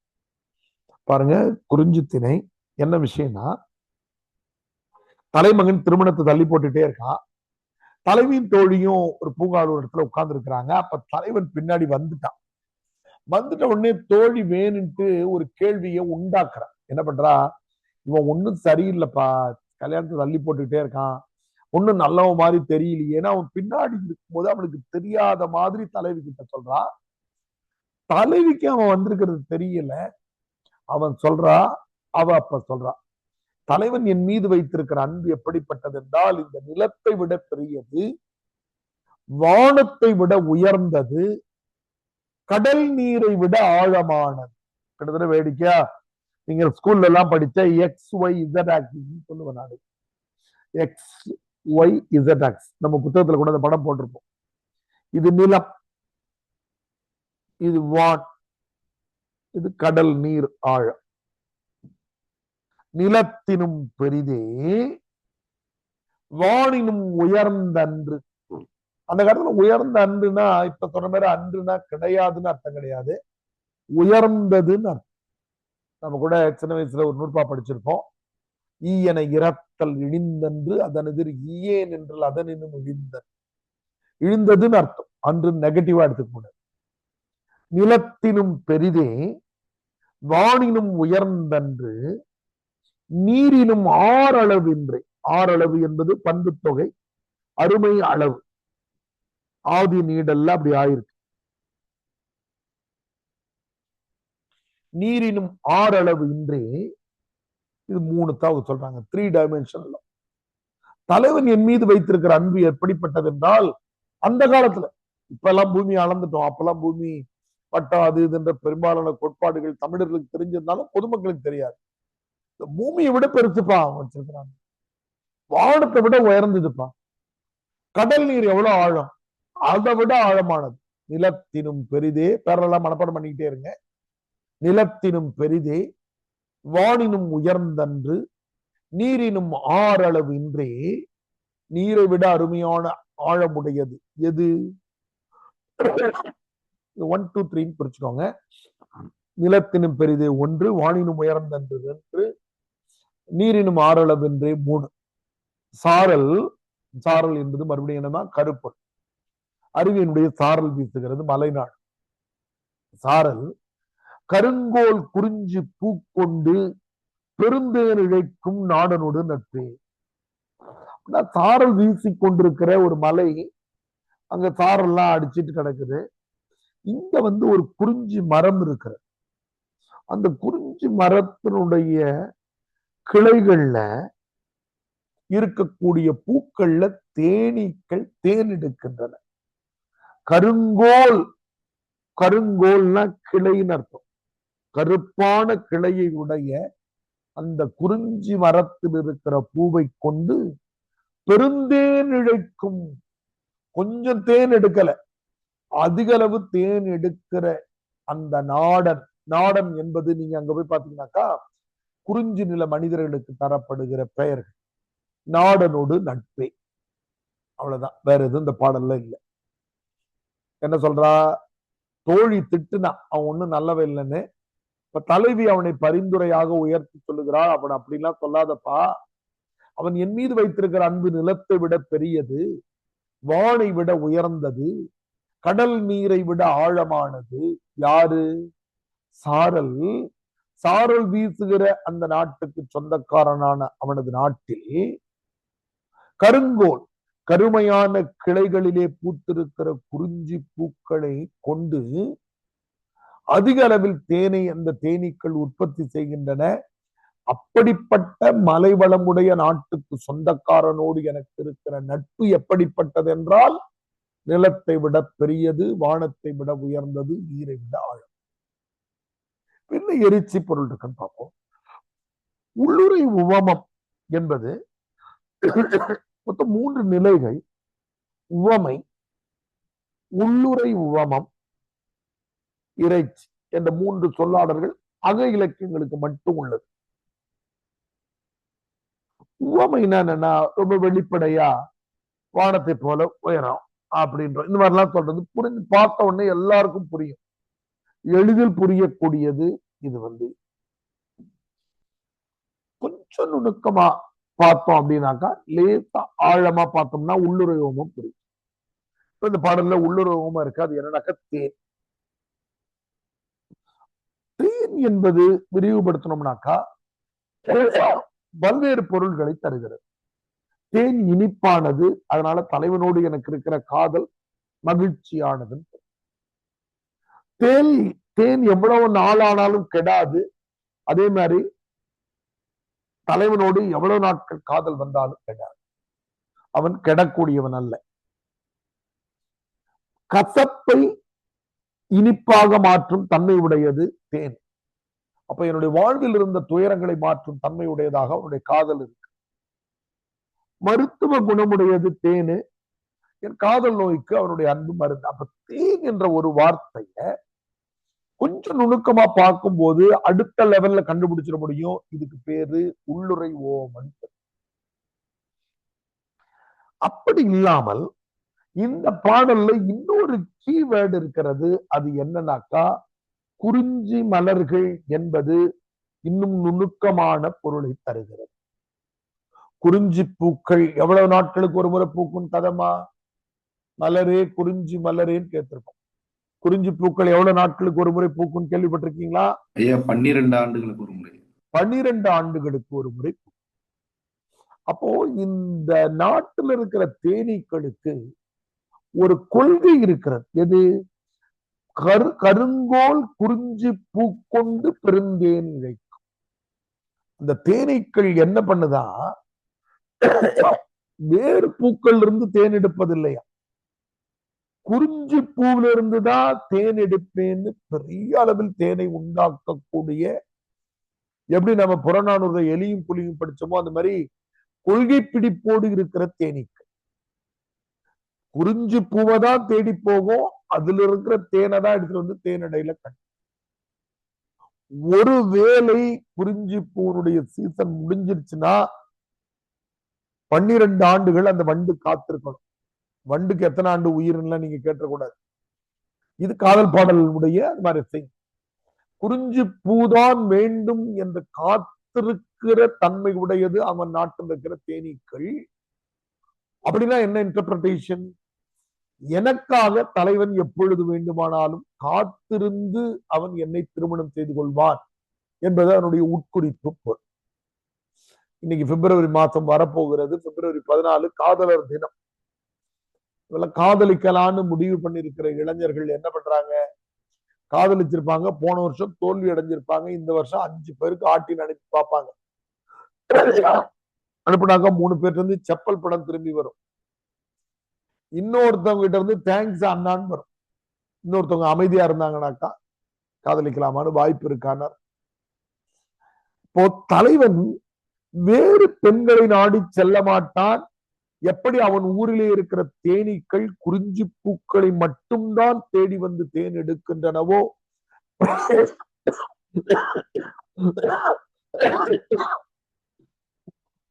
எனக்காக அவன் எவ்வளவு ஆண்டுகளானாலும் காத்திருப்பான் என்பது உட்குறிப்பு பொருள். இதுக்கு இன்னும் புலவர்கள் உள்ள போயிட்டு என்ன சொல்றாங்க, 12 ஆண்டுகள் என்பது அல்ல, இது இந்த 12 ஆண்டுகள் என்ற குறியீடு பல பிறவிகளாக இந்த காதல் தொடர்ந்து வருகிறது என்பதை குறிப்பதாகத்தான் குறிஞ்சி பூ இருக்கிறது சில உரையாசிரியர்கள் சொல்றாங்க. நம்ம சில படங்கள்லாம் பார்த்தோம். ஓம் சாந்தி ஓம்ல இருந்து தொடங்கி மாவீரன் அப்படின்னு ஒரு படத்தை, மகதீரா என்ற தெலுங்கு படத்தை டப்பிங் பண்ணி விட்ட போது கரண்ட்லாம் வந்துச்சு பாருங்க.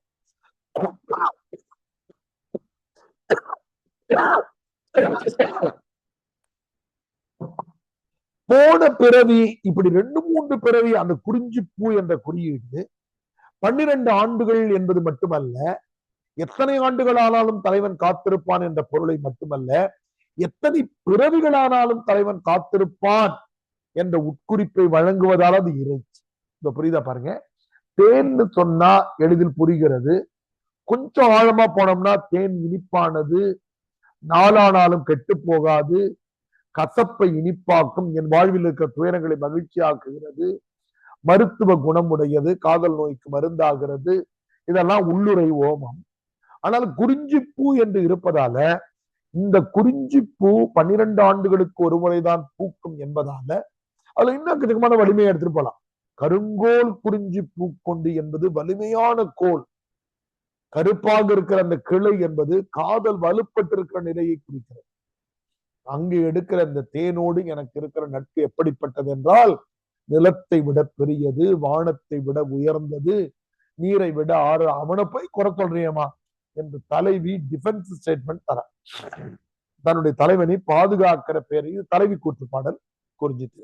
இந்த பாடல் எல்லாருக்கும் மனப்பாடம். இந்த பாடலை யாராவது 2 பேர் சொல்லுங்க, யாராவது ஒருத்தவங்க பொருள் சொல்லுங்க. நம்ம அடுத்த பாடலுக்கு போடலாம்.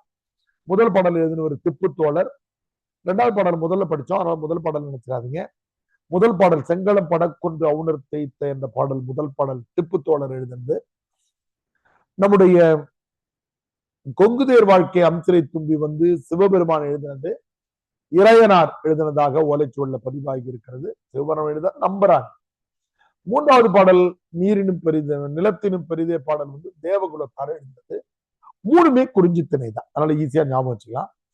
அடுத்த 4, 5, 6 நெய்தல் திணை. அதனால முதல் 6 பாடல்களினுடைய திணைகளை ஞாபகம் வைக்கிறது ஈஸி. 1, 2, 3 குறிஞ்சி, 4, 5, 6 நெய்தல். இந்த பாடல் தெரிஞ்சவங்க சொல்லுங்க, அல்லது மனப்பாடம் பண்ணி சொல்லுங்க. கொஞ்சம் டைம் ஐயா அந்த பாடல் சொல்றாங்க ஐயா. அது சமச்சீர் புத்தகத்தில் இருக்கக்கூடிய மனப்பாட பாடல். சமச்சீர் இருக்கு, சொல்லுங்க. நிலத்தினும் பெரிதே வானினும் உயர்ந்த நீரினும் ஆரளவென்றே சாரல் கருங்கோட் குறிஞ்சி பூக்கொண்டு பெருந்தே நிலைக்கும் நாடனுடைய நட்பே. Very good. வேறமா சமச்சீர் கல்வியில படிச்சிருக்கீங்கன்னு வேற உங்களை எல்லாம் போட்டு கொடுத்துட்டாரு. எல்லாருமே படிச்சிருக்கீங்க. கொஞ்சம் மீறி கேட்டோம்னா ஐயா கொரோனா பேட்ச் அப்படின்னு சொல்றீங்கம்மா. மோகனப்பிரியா, நவநீத பாண்டியன், வெங்கடேசன், முரளியின் கோமதி. பாடல் பாட்டு சொல்றா. நிலத்தினும் பெரிதே வானினும் உயர்ந்தன்றே நீரினும் ஆரணவின்றி சாரல் கருங்கோ குறிஞ்சி பூக்கொண்டு பெருந்தே நிலைக்கும் நாடனோடு நட்பே. பெருந்தே நிலைக்கும் நாடனோடு. Very good. கோமதி சொல்லிட்டாங்க. வேற சொல்லுங்க, மோகனப்பிரியா சொல்லுங்க. நிலத்தினும் பெரிதே வானினும் உயர்ந்தன்று நீரினும் மலர வெற்றின் சாரே கருங்கோர் குறிஞ்சி பூ கொண்டு பெரிதிருக்கும் நாடின் நட்பு. பெருந்தே நிலைக்கும் நாடனோடு. Very good. வேற யாராவது பொருள் சொல்றீங்களா? எல்லாரும் அமைதியா இருந்தா பாடல் சொன்னவங்களே பொருள் சொல்லலாம். கோமதி, மோகனப்பிரியா, டெல்லி பாபு. நான் இன்னொரு பொருள் சொல்றேன். தலைவன் திருமணத்தை தள்ளி போட்டுட்டே போறான்.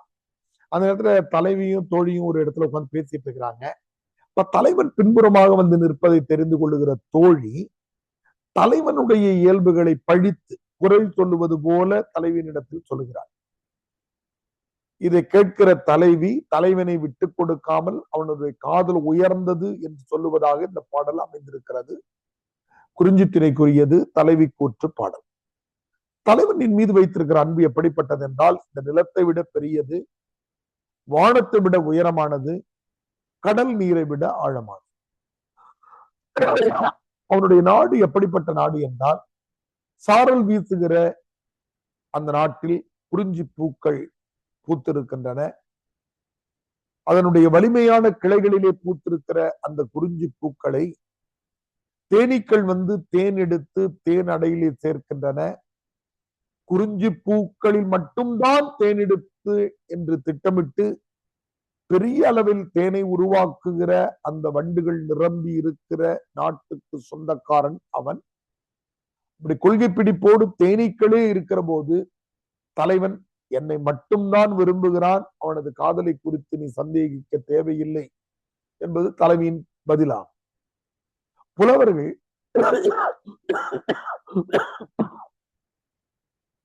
இந்த பாடலுக்கு உள்ளிரோமம் இறைச்சி என்ற அடிப்படையில் மேலும் ஆழமான பொருட்களை வழங்குகிறார்கள். தேன் என்ற சொல் இடம்பெற்றிருப்பதனால் தேன் இனிப்பானது, நாளானாலும் கெடாது, கசப்பை இனிப்பாக்கும் தன்மையுடையது, மருத்துவ குணமுடையது என்பதால் எவ்வளவு நாட்களானாலும் தலைவனுடைய காதல் கெட்டுவிடாது, அது மகிழ்ச்சியை தரக்கூடியது, எனது வாழ்க்கையில் இருக்கிற துயரங்களை மாற்றும் வன்மை உடையது, காதல் நோய்க்கு மருந்தாக அமைகிறது என்ற பொருள்களை உள்ளுரையாக எடுத்துக் கொள்ளலாம். இந்த பாடலில் குறிஞ்சிப்பூ என்பது இடம்பெற்றிருப்பதால் குறிஞ்சிப்பூ 12 ஆண்டுகளுக்கு ஒரு முறைதான் பூக்கும் என்பதால் இந்த காதல் எவ்வளவு நாள் ஆனாலும் கெடாது என்கிற பொருளோடு பல பிறவிகளாக தலைவனோடு எனக்கு காதல் இருக்கிறது என்பதை உட்குறிப்பாக தலைவி சொல்ல விரும்புவதாக இந்த பாடலுடைய இறைச்சி பொருள் சொல்லும். அந்த அளவுக்கு விளக்கமா சொன்னதுல உங்களுக்கு தெரிஞ்சதை உங்க ஃப்ளோல என்ன வருதோ பேச்சு வழக்கம். பாடல் சொல்லாதவங்க சொன்னா நல்லது, அல்லது எல்லாரும் அமைதியா இருந்தாங்கன்னாக்கா சொன்னவங்களே சொல்லுங்க. கோமதி, டில்லி பாபன், மோகன பிரியா பாடல் சொன்னாங்க. வெங்கடேசன், நவநீத பாண்டியன், முரளி வாய்ப்பை பயன்படுத்தி சொல்லுங்க தம்பி. முரளி சொல்லுங்க. நிலத்திலும் பெரிதே வானிலும் உயர்ந்தன்று நீரினும் ஆறளவின்றே சாரல் கருங்கோர் குறிஞ்சி பூ கொண்டு பெருந்தேன் இழுக்கும் நாடனோடு நட்பே. பெருந்தேன் இழுக்கும் முரளி சொல்றாரு. பெருந்தேன் இழுக்கும் இதுக்கான விளக்கம் சொல்றேங்க ஐயா. சொல்லுங்க தம்பி. தோழி தலைவனோட காதலை சந்தேகப்பட்டு தலைவி கிட்ட கேள்வி கேட்கிற மாதிரி அமைஞ்சிருக்கு. அதுக்கு தலைவி ரிப்ளை கொடுக்குற மாதிரி இந்த பாடல் இருக்கு இல்லையா. இந்த பாடல்ல அதுக்கு தலைவி ரிப்ளை எப்படி கொடுக்குறாங்கன்னா, என்னுடைய காதல் நிலத்தை விட பெரியது, என்னுடைய தலைவனுடைய எங்களுடைய காதல் நிலத்தை விட பெரியது, வானையோட உயர்ந்தது, இந்த கடலை விட ஆழமானது அப்படின்ற மாதிரி ஓமையா சொல்றாங்க. அதுக்கடுத்து அவருடைய நாட்டோட தலைவனோட நாட்டோட கம்பேர் பண்ணி மறுபடியும் தன்னுடைய காதலை விவரிக்கிறாங்க. இந்த அவனுடைய நாட்டுல இருக்கிற குறிஞ்சி பூல தேர்ந்தெடுக்கிற வண்டினையுடைய ஒரு கொள்கையுடைய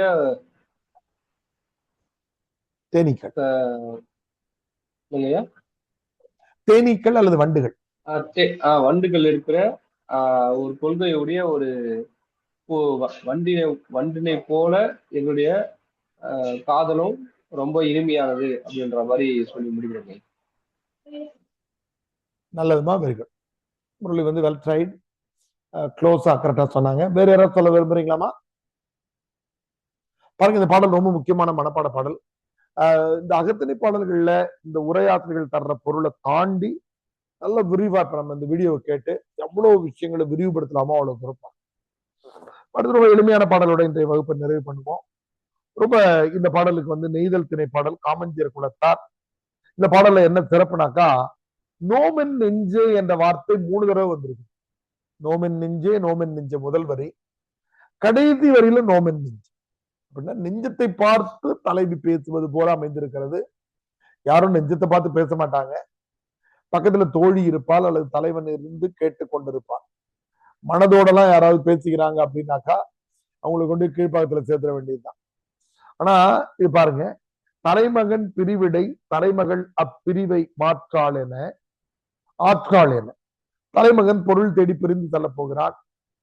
அந்த பிரிவை பொறுத்துக்க முடியாது கவலல் உற்ற. கவலல் என்றால் கவலை தான். வருத்தம் அடைகிற தோழிக்கு தலைவி தனது ஆற்றாமை தோன்ற கூறியது. என்னப்பா பண்றது, நம்ம நிலைமை பிடியாச்சுன்னு. இது தலைவி கூற்று பாடல். நெய்தல் திணைனா உங்களுக்கு தெரியும், பிரிதலின் போது மறந்து. நெய்தல் திணை பாடல்கள்ல ஒரு கூறு இருக்கும், அதை வச்சு கண்டுபிடிக்கலாம். அது இல்லைன்னா கண் அல்லது கண்ணீர் இருக்கும். கண் அல்லது கண்ணீர் இருந்தால் அது நெய்தல் திணை பாடல்னு கண்டுபிடிச்சு. நோமென் நெஞ்சே நோமென் நெஞ்சே, எனது நெஞ்சமே நோம்னாக்கா நீ வருத்தப்படுவாயாக, என் நெஞ்சமே நீ வருத்தப்படுவாயாக, என் நெஞ்சமே நீ வருத்தப்படுவாயாக. ஏன் வருத்தப்படணும்? இமை தீப்பண்ண கண்ணீர் தாங்கி. கண்ணீர் நமக்கு தெரிகிறது, கண்ணீரை நீ தாங்கிக் கொண்டே இருக்கிறாய். எப்படிப்பட்ட கண்ணீர் தெரியுமா? அது இமைகளை தீர்த்து விடுகிற கண்ணீர். என்ன முரண் தொடைப்பாரு. கண்ணீர் என்பது தண்ணீரினுடைய ஒரு வகை, அது எதுவும் நெருப்புத்தன்மை உடையது கிடையாது. ஆனால் இமைகளை தீர்த்து விடுகிற கண்ணீர் என்று காமஞ்சேர் குலத்தார் எழுதுகிறார். ஏன் இமைகளை தீர்க்கிற கண்ணீர்னா, நீங்க அழுகை ரெண்டு வகைப்படும். சிலத்துல ஓட்டப்பந்தயத்துல ஜெயிச்சிட்டீங்க, இந்த சூப்பர் சிங்கர்ல இதுலனா நம்ம பாக்குறோம். அதெல்லாம் பாத்தீங்கன்னாக்கா திடீர்னு பிரேக் ஆகுறாங்க, அவங்க பிள்ளைங்க ஜெயிச்சாலோ இது பண்ணாலும் அது ஆனந்த கண்ணீர், மகிழ்ச்சி. ஆனால் பெரும் துயரத்தின் போது, இயலாமையின் போது, நமக்கு தெரிந்த நண்பர்களுக்கான துயரங்களின் போது நாம் அழுகிற கண்ணீர்ல வெப்பம் அதிகமாக இருக்கும். நான் காமராசன் அதை எழுதியிருப்பாரு. கருப்பு மலர்கள்ல நீதிமன்றத்தை கேள்விக்குள்ளாக்கும் இருவர்ல அந்த வரியை நம்ம படிச்சோம். என் கண்ணீரின் வெப்பநிலை அதிகரித்திருக்கிறதுன்னு எழுதுவார். சோகத்தோடு அழுகிற போது அந்த கண்ணீரில் சூடு கொஞ்சம் கலந்திருக்கும் என்பது அறிவியல். அதனால இமைகளை தீர்த்து விடுகிற வெப்பம் உடையதாக அந்த கண்ணீர் இருக்கிறதா. இமை தீப்பு அண்ண கண்ணீர் தாங்கி அமைதற்கு அமைந்தனம் காதலர். அமைதல்னா பிக்ஸ், பொருத்தம்.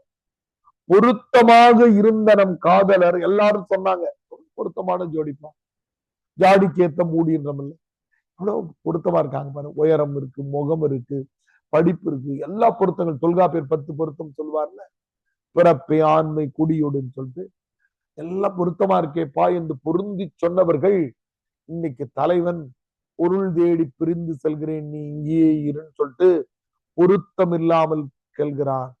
அமைதற்கு அமைந்தனம் காதலர் அமைவிலராகுதல். எல்லா விதத்திலும் பொருந்தி இருந்த நம் தலைவன் இன்று பொருத்தமின்றி செல்லுகிறானே. அமைதற்கு அமைந்த நம் காதலர் அமைவிலர் ஆகுதல் நோம் என். அவ்வளவுதான், 4 வரிதான், எளிதில் மனப்பாடம் பண்ணக்கூடிய பாடல். நோமென் நெஞ்சே 3 தடவை வந்திருக்குது. ஒரு செய்யுள்ள ஒரு தொடரோ ஒரு சொல்லோ 3 தடவை வந்துட்டாக அதுக்கு பேரு சொற்பொருள் பின்வரு நிலை அணின்னு பேரு. 2 தடவைக்கு மேல அது 3 தடவைன்னு வச்சுக்கலாம். சொற்பொருள் பின்வரு நிலை அணி, ஒரே சொல் மீண்டும் மீண்டும் வந்து அதே பொருள்ல வந்தால் சொற்பொருள் பின்வரு நிலை அணி இதுல அமைந்திருக்கிறது. நோம் என் நெஞ்சே நோம் என் நெஞ்சே, இமை தீப்பண்ண கண்ணீர் தாங்கி. இமைகளை தீர்த்து விடுகிற வெப்பம் மீந்த கண்களை தாங்கி நான் போயிருக்கிறேன். இது நாள் வரையில் நம்மோடு பொருந்தி இருந்த தலைவர் இன்று பொருத்தமற்ற பொருளை தேடி செல்கிறேன் என்று சொல்லுகிறார். எல்லாத்திலையும் பொருத்தம் தான் நமக்கு. உயரம், அன்பு, அறிவு, அருள், தொல்காப்பியர் சொல்லக்கூடிய எல்லா பொருத்தங்களும் இருக்கிறது. ஆனால் பொருளை அவர் மிகுதியாக விரும்புகிறார், பொருளை நான் குறைவாக விரும்புகிறேன். இந்த இடத்தில் என்னை விட பொருள் முக்கியம் என்று தேடி செல்கிறார் அல்லவா. அமைதற்கு அமைந்தனம் காதலர் அமைவிலர், பொருத்தம் இல்லாமல் இருக்கிறாரே, அதை நினைத்து நீ வருந்துவாயாக. பொருள் தேடி பிரிதல் என்பதை பொறுத்தமட்ட 2 செய்திகள் இருக்கு. பண்பாட்டின் உயர்ந்த செய்திகள் 2. அந்த காலத்துல எல்லாம் ஏழ்மையில இருந்தாங்களா? திரைக்கடலோடியும் திரவியும் தேட வேண்டுமான்னு கேட்டா அப்படி கிடையாது. அந்த காலத்தினுடைய இளைஞர்கள் தங்களது தந்தை ஈட்டிய பாட்டன் ஈட்டிய சொத்திலேயே வாழ்ந்து விடக்கூடாது, தாங்கள் பொருள் ஈட்டி தங்களது வாழ்க்கையை அமைத்துக் கொள்ள வேண்டும் என்று பொருள் தேடினார்கள். அப்பன் சொத்துல உட்கார்ந்து சாப்பிடுற பழக்கங்கள் தமிழர்கள்ட்ட கிடையாது. அது இருந்தாலும் 2வது, தமிழர்களுடைய பண்பாட்டினுடைய மிக உயரம் வந்து கொடைத்தன்மை. எல்லாருக்கும் தரணும், முடியாதவர்களுக்கு, ஏழைகளுக்கு. மணிமேகலை சொல்லுது இல்லையா, காணார் கேளார் கால் முடப்பட்டோர்னு மாற்றுத்திறனாளிகளுக்கு, முதியவர்களுக்கு, முடியாதவர்களுக்கு, போரில் காயம் பட்டவர்களுக்கு பொருள் தரணும். அப்ப அப்பா சொத்தையும் பாட்டன் சொத்தையும் எடுத்து தந்தா ஊர் திட்டம். இந்த கொடைத்தன்மையை மெயின்டைன் பண்றதுக்காகவும் 2 காரணங்களுக்காகவும் பொருள் தேடி போனாங்க.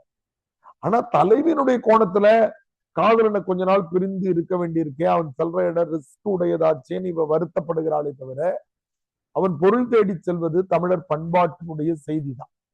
தனது வாழ்க்கைக்கான பொருளை தேடுதல் ஃபர்ஸ்ட் பாயிண்ட். கொடையளிப்பதற்கான பொருளை தான் ஈட்டியதாக இருக்க வேண்டும். ரெண்டுத்தையும் குறிச்சுக்கோ. தனது வாழ்க்கையை அமைத்துக் கொள்வதற்கான பொருளை செல்ஃப் டிபெண்டன்ஸ்.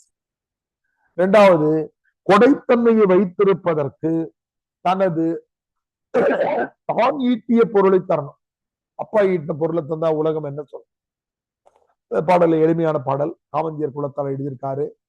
நோம் என் நெஞ்சே, நோம் என் நெஞ்சே, இமை தீப்பண்ண கண்ணீர் தாங்கி, அமைதற்கு அமைந்தனம் காதலர் அமைவிலராகுதல் நோம் என் நெஞ்சே.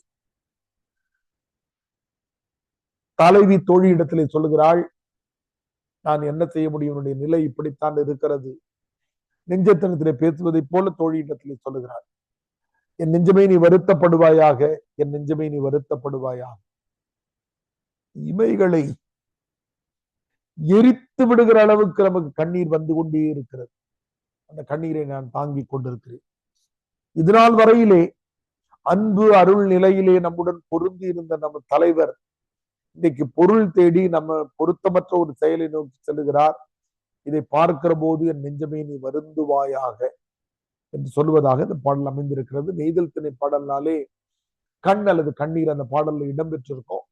அந்த அடிப்படையில் கண்ணீர் சொல்லப்பட்டிருக்கிறது. கண்ணீருடைய தன்மை மகிழ்ச்சியின் போது அழுகிற ஆனந்த கண்ணீர் என்பதற்கும், சோகம் வருத்தத்தின் போது பிரிவின் போது வருகிற துயர கண்ணீர் வெப்பநிலை உடையதாக இருக்கும் என்று அறிவியல் கூட சொல்கிறது. அப்படி இமைகளை தீர்த்து விடுகிற கண்ணீர் என்கிற இந்த சொல் நுணுக்கமான பொருள் உடையது.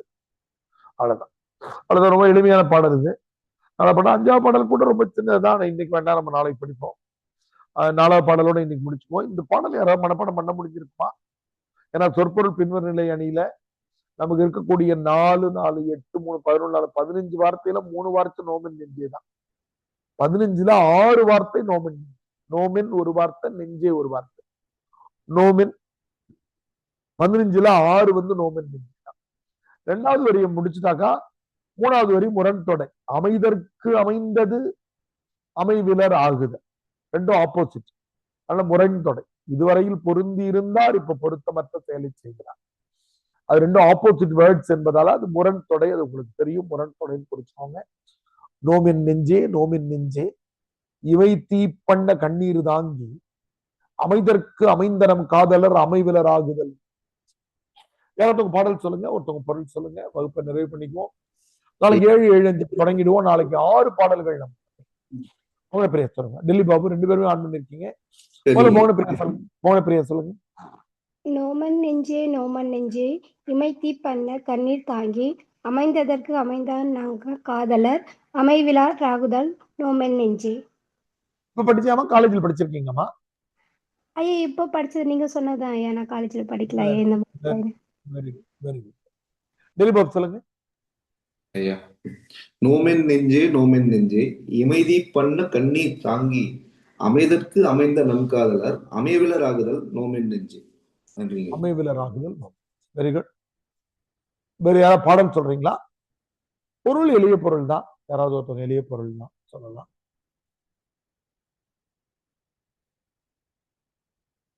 பொருள் நான் இன்னொரு தடவை சொல்றேன். தலைவன் பொருள் தேடி பிரிந்து செல்வதாக இருக்கிறான். தலைவி இதை பொறுத்துக் கொள்ள முடியாத நிலையில் இருக்கிற போது தோழி அவரிடத்திலே ஆற்றுப்படுத்துதல், ஆறுதல் செய்வதற்கு சொல்லுவதற்காக வருகிறார். அந்த நேரத்தில் நெஞ்சை பார்த்து பேசுவதை போல தலைவி தனது துயரத்தை சொல்லுகிறார். நெஞ்சுமே நீ வருத்தப்படுவாயாக, நெஞ்சுமே நீ வருத்தப்படுவாயாக. எனது இமைகளை எரித்து விடுகிற மாதிரி கண்ணீர் வந்து கொண்டே இருக்கு. இதனால் வரையிலே பெரும் பொருத்தத்தோடு இருந்த நமது தலைவன் இந்த பொருத்தமற்ற பொருள் தேடி செல்கிறான். நெஞ்சுமே நீ வருத்தப்படுவாயாக. அவ்வளவுதான் அதுக்கான பொருள். நம்ம ஒப்பீட்டுக்கு ஒரு திருக்குறள் குறிச்சிருக்கிறோம். ரொம்ப அழகான குறள் அது. கதும் என தாம் நோக்கி தாமே கழுழும் இது நகத்தக்கது உடைத்து என்று திருவள்ளுவர் எழுதினாரு. தலைவி நெஞ்சத்தை பார்த்து சொல்றாளா, கண்ணை பார்த்து சொல்றா. இந்த கண்ணை பார்த்தாலே, கண்ணை தேர்ட் பர்சன் மாதிரி தலைவி சொல்றான். இந்த கண்ணை பார்த்தா எனக்கு ஒரே சிரிப்பா வருது. அன்னைக்கு இவன் அழகா இருக்கிறான், நல்ல தோல் வலிமையோடு இருக்கிறான், வீரத்தோடு இருக்கிறான்னு அவனை உத்து உத்து பார்த்ததும் இந்த கண்ணுதான். இன்னைக்கு அதே கண்ணு அவன் ஊரை விட்டு போறான், பொருள் தேடி போறான்னு அழுவுது. இத பார்த்தா எனக்கு ஒரே சிரிப்பு சிரிப்பா வருது அப்படின்னு திருவள்ளுவர் எழுதுறார். கதும் என தாம் நோக்கி சிறந்தவன் என்று தானே விருப்பப்பட்டு பார்த்து தாமே கழுழும். கழுழுதல் என்றால் அழுதல், வருந்துதல். தானே வருத்தப்படுகின்றன யார்? இந்த கண்கள். இது நகத்தக்கது உடைத்து. திருவள்ளுவர் எழுதுகிறார் பாருங்க. இத பார்த்தா எனக்கு சிரிப்பா இருக்குது. அன்னைக்கு அவன் அழகா இருக்கிறான், வீரம் மிக்கவன், தோல் வலிமை உடையவன், அவனை மீண்டும் மீண்டும் பார்த்தது இந்த கண்ணு தானே. இன்னைக்கு அந்த கண்ணு அழுவிட்டு போயா, பார்த்தது அந்த கண்ணு அதுதானே அழுவுது. இதை பார்த்தா எனக்கு ஒரே சிரிப்பா இருக்குது. கதும் என தாம் நோக்கி தாமே கழுழும். கழுழும், KALUZHUM, கரெக்டா பார்த்து உச்சரிக்கணும். கழுழும், வருந்துதல். கதும் என தாம் நோக்கி தாமே கழுழும். இது நகத்தக்கது உடைத்து. இதை பார்த்தா எனக்கு சிரிப்பு சிரிப்பா வருதுன்னு திருவள்ளுவர் எழுதுற உளவியல். ரொம்ப அழகான ஒப்பீட்டு பாடல், நெய்தல் திணை பாடல் எல்லாத்துக்கும் அந்த திருக்குறள் ஒத்து வரும். கண் விதுப்பழிதல்னு ஒரு அதிகாரம் இருக்கும், நேரம் நீங்க எடுத்துப்பீங்க, பார்த்தாலே தெரியுது. அது 118வது அதிகாரம். அதுல இருக்கிற எல்லா பாடல்களுமே இந்த நெய்தல் திணைக்கு பொருத்தி போகும். வேற யாராவது பாடல் அல்லது பொருள் சொல்லுங்க, வகுப்பை நாம நிறைவு பண்ணிக்கலாம்.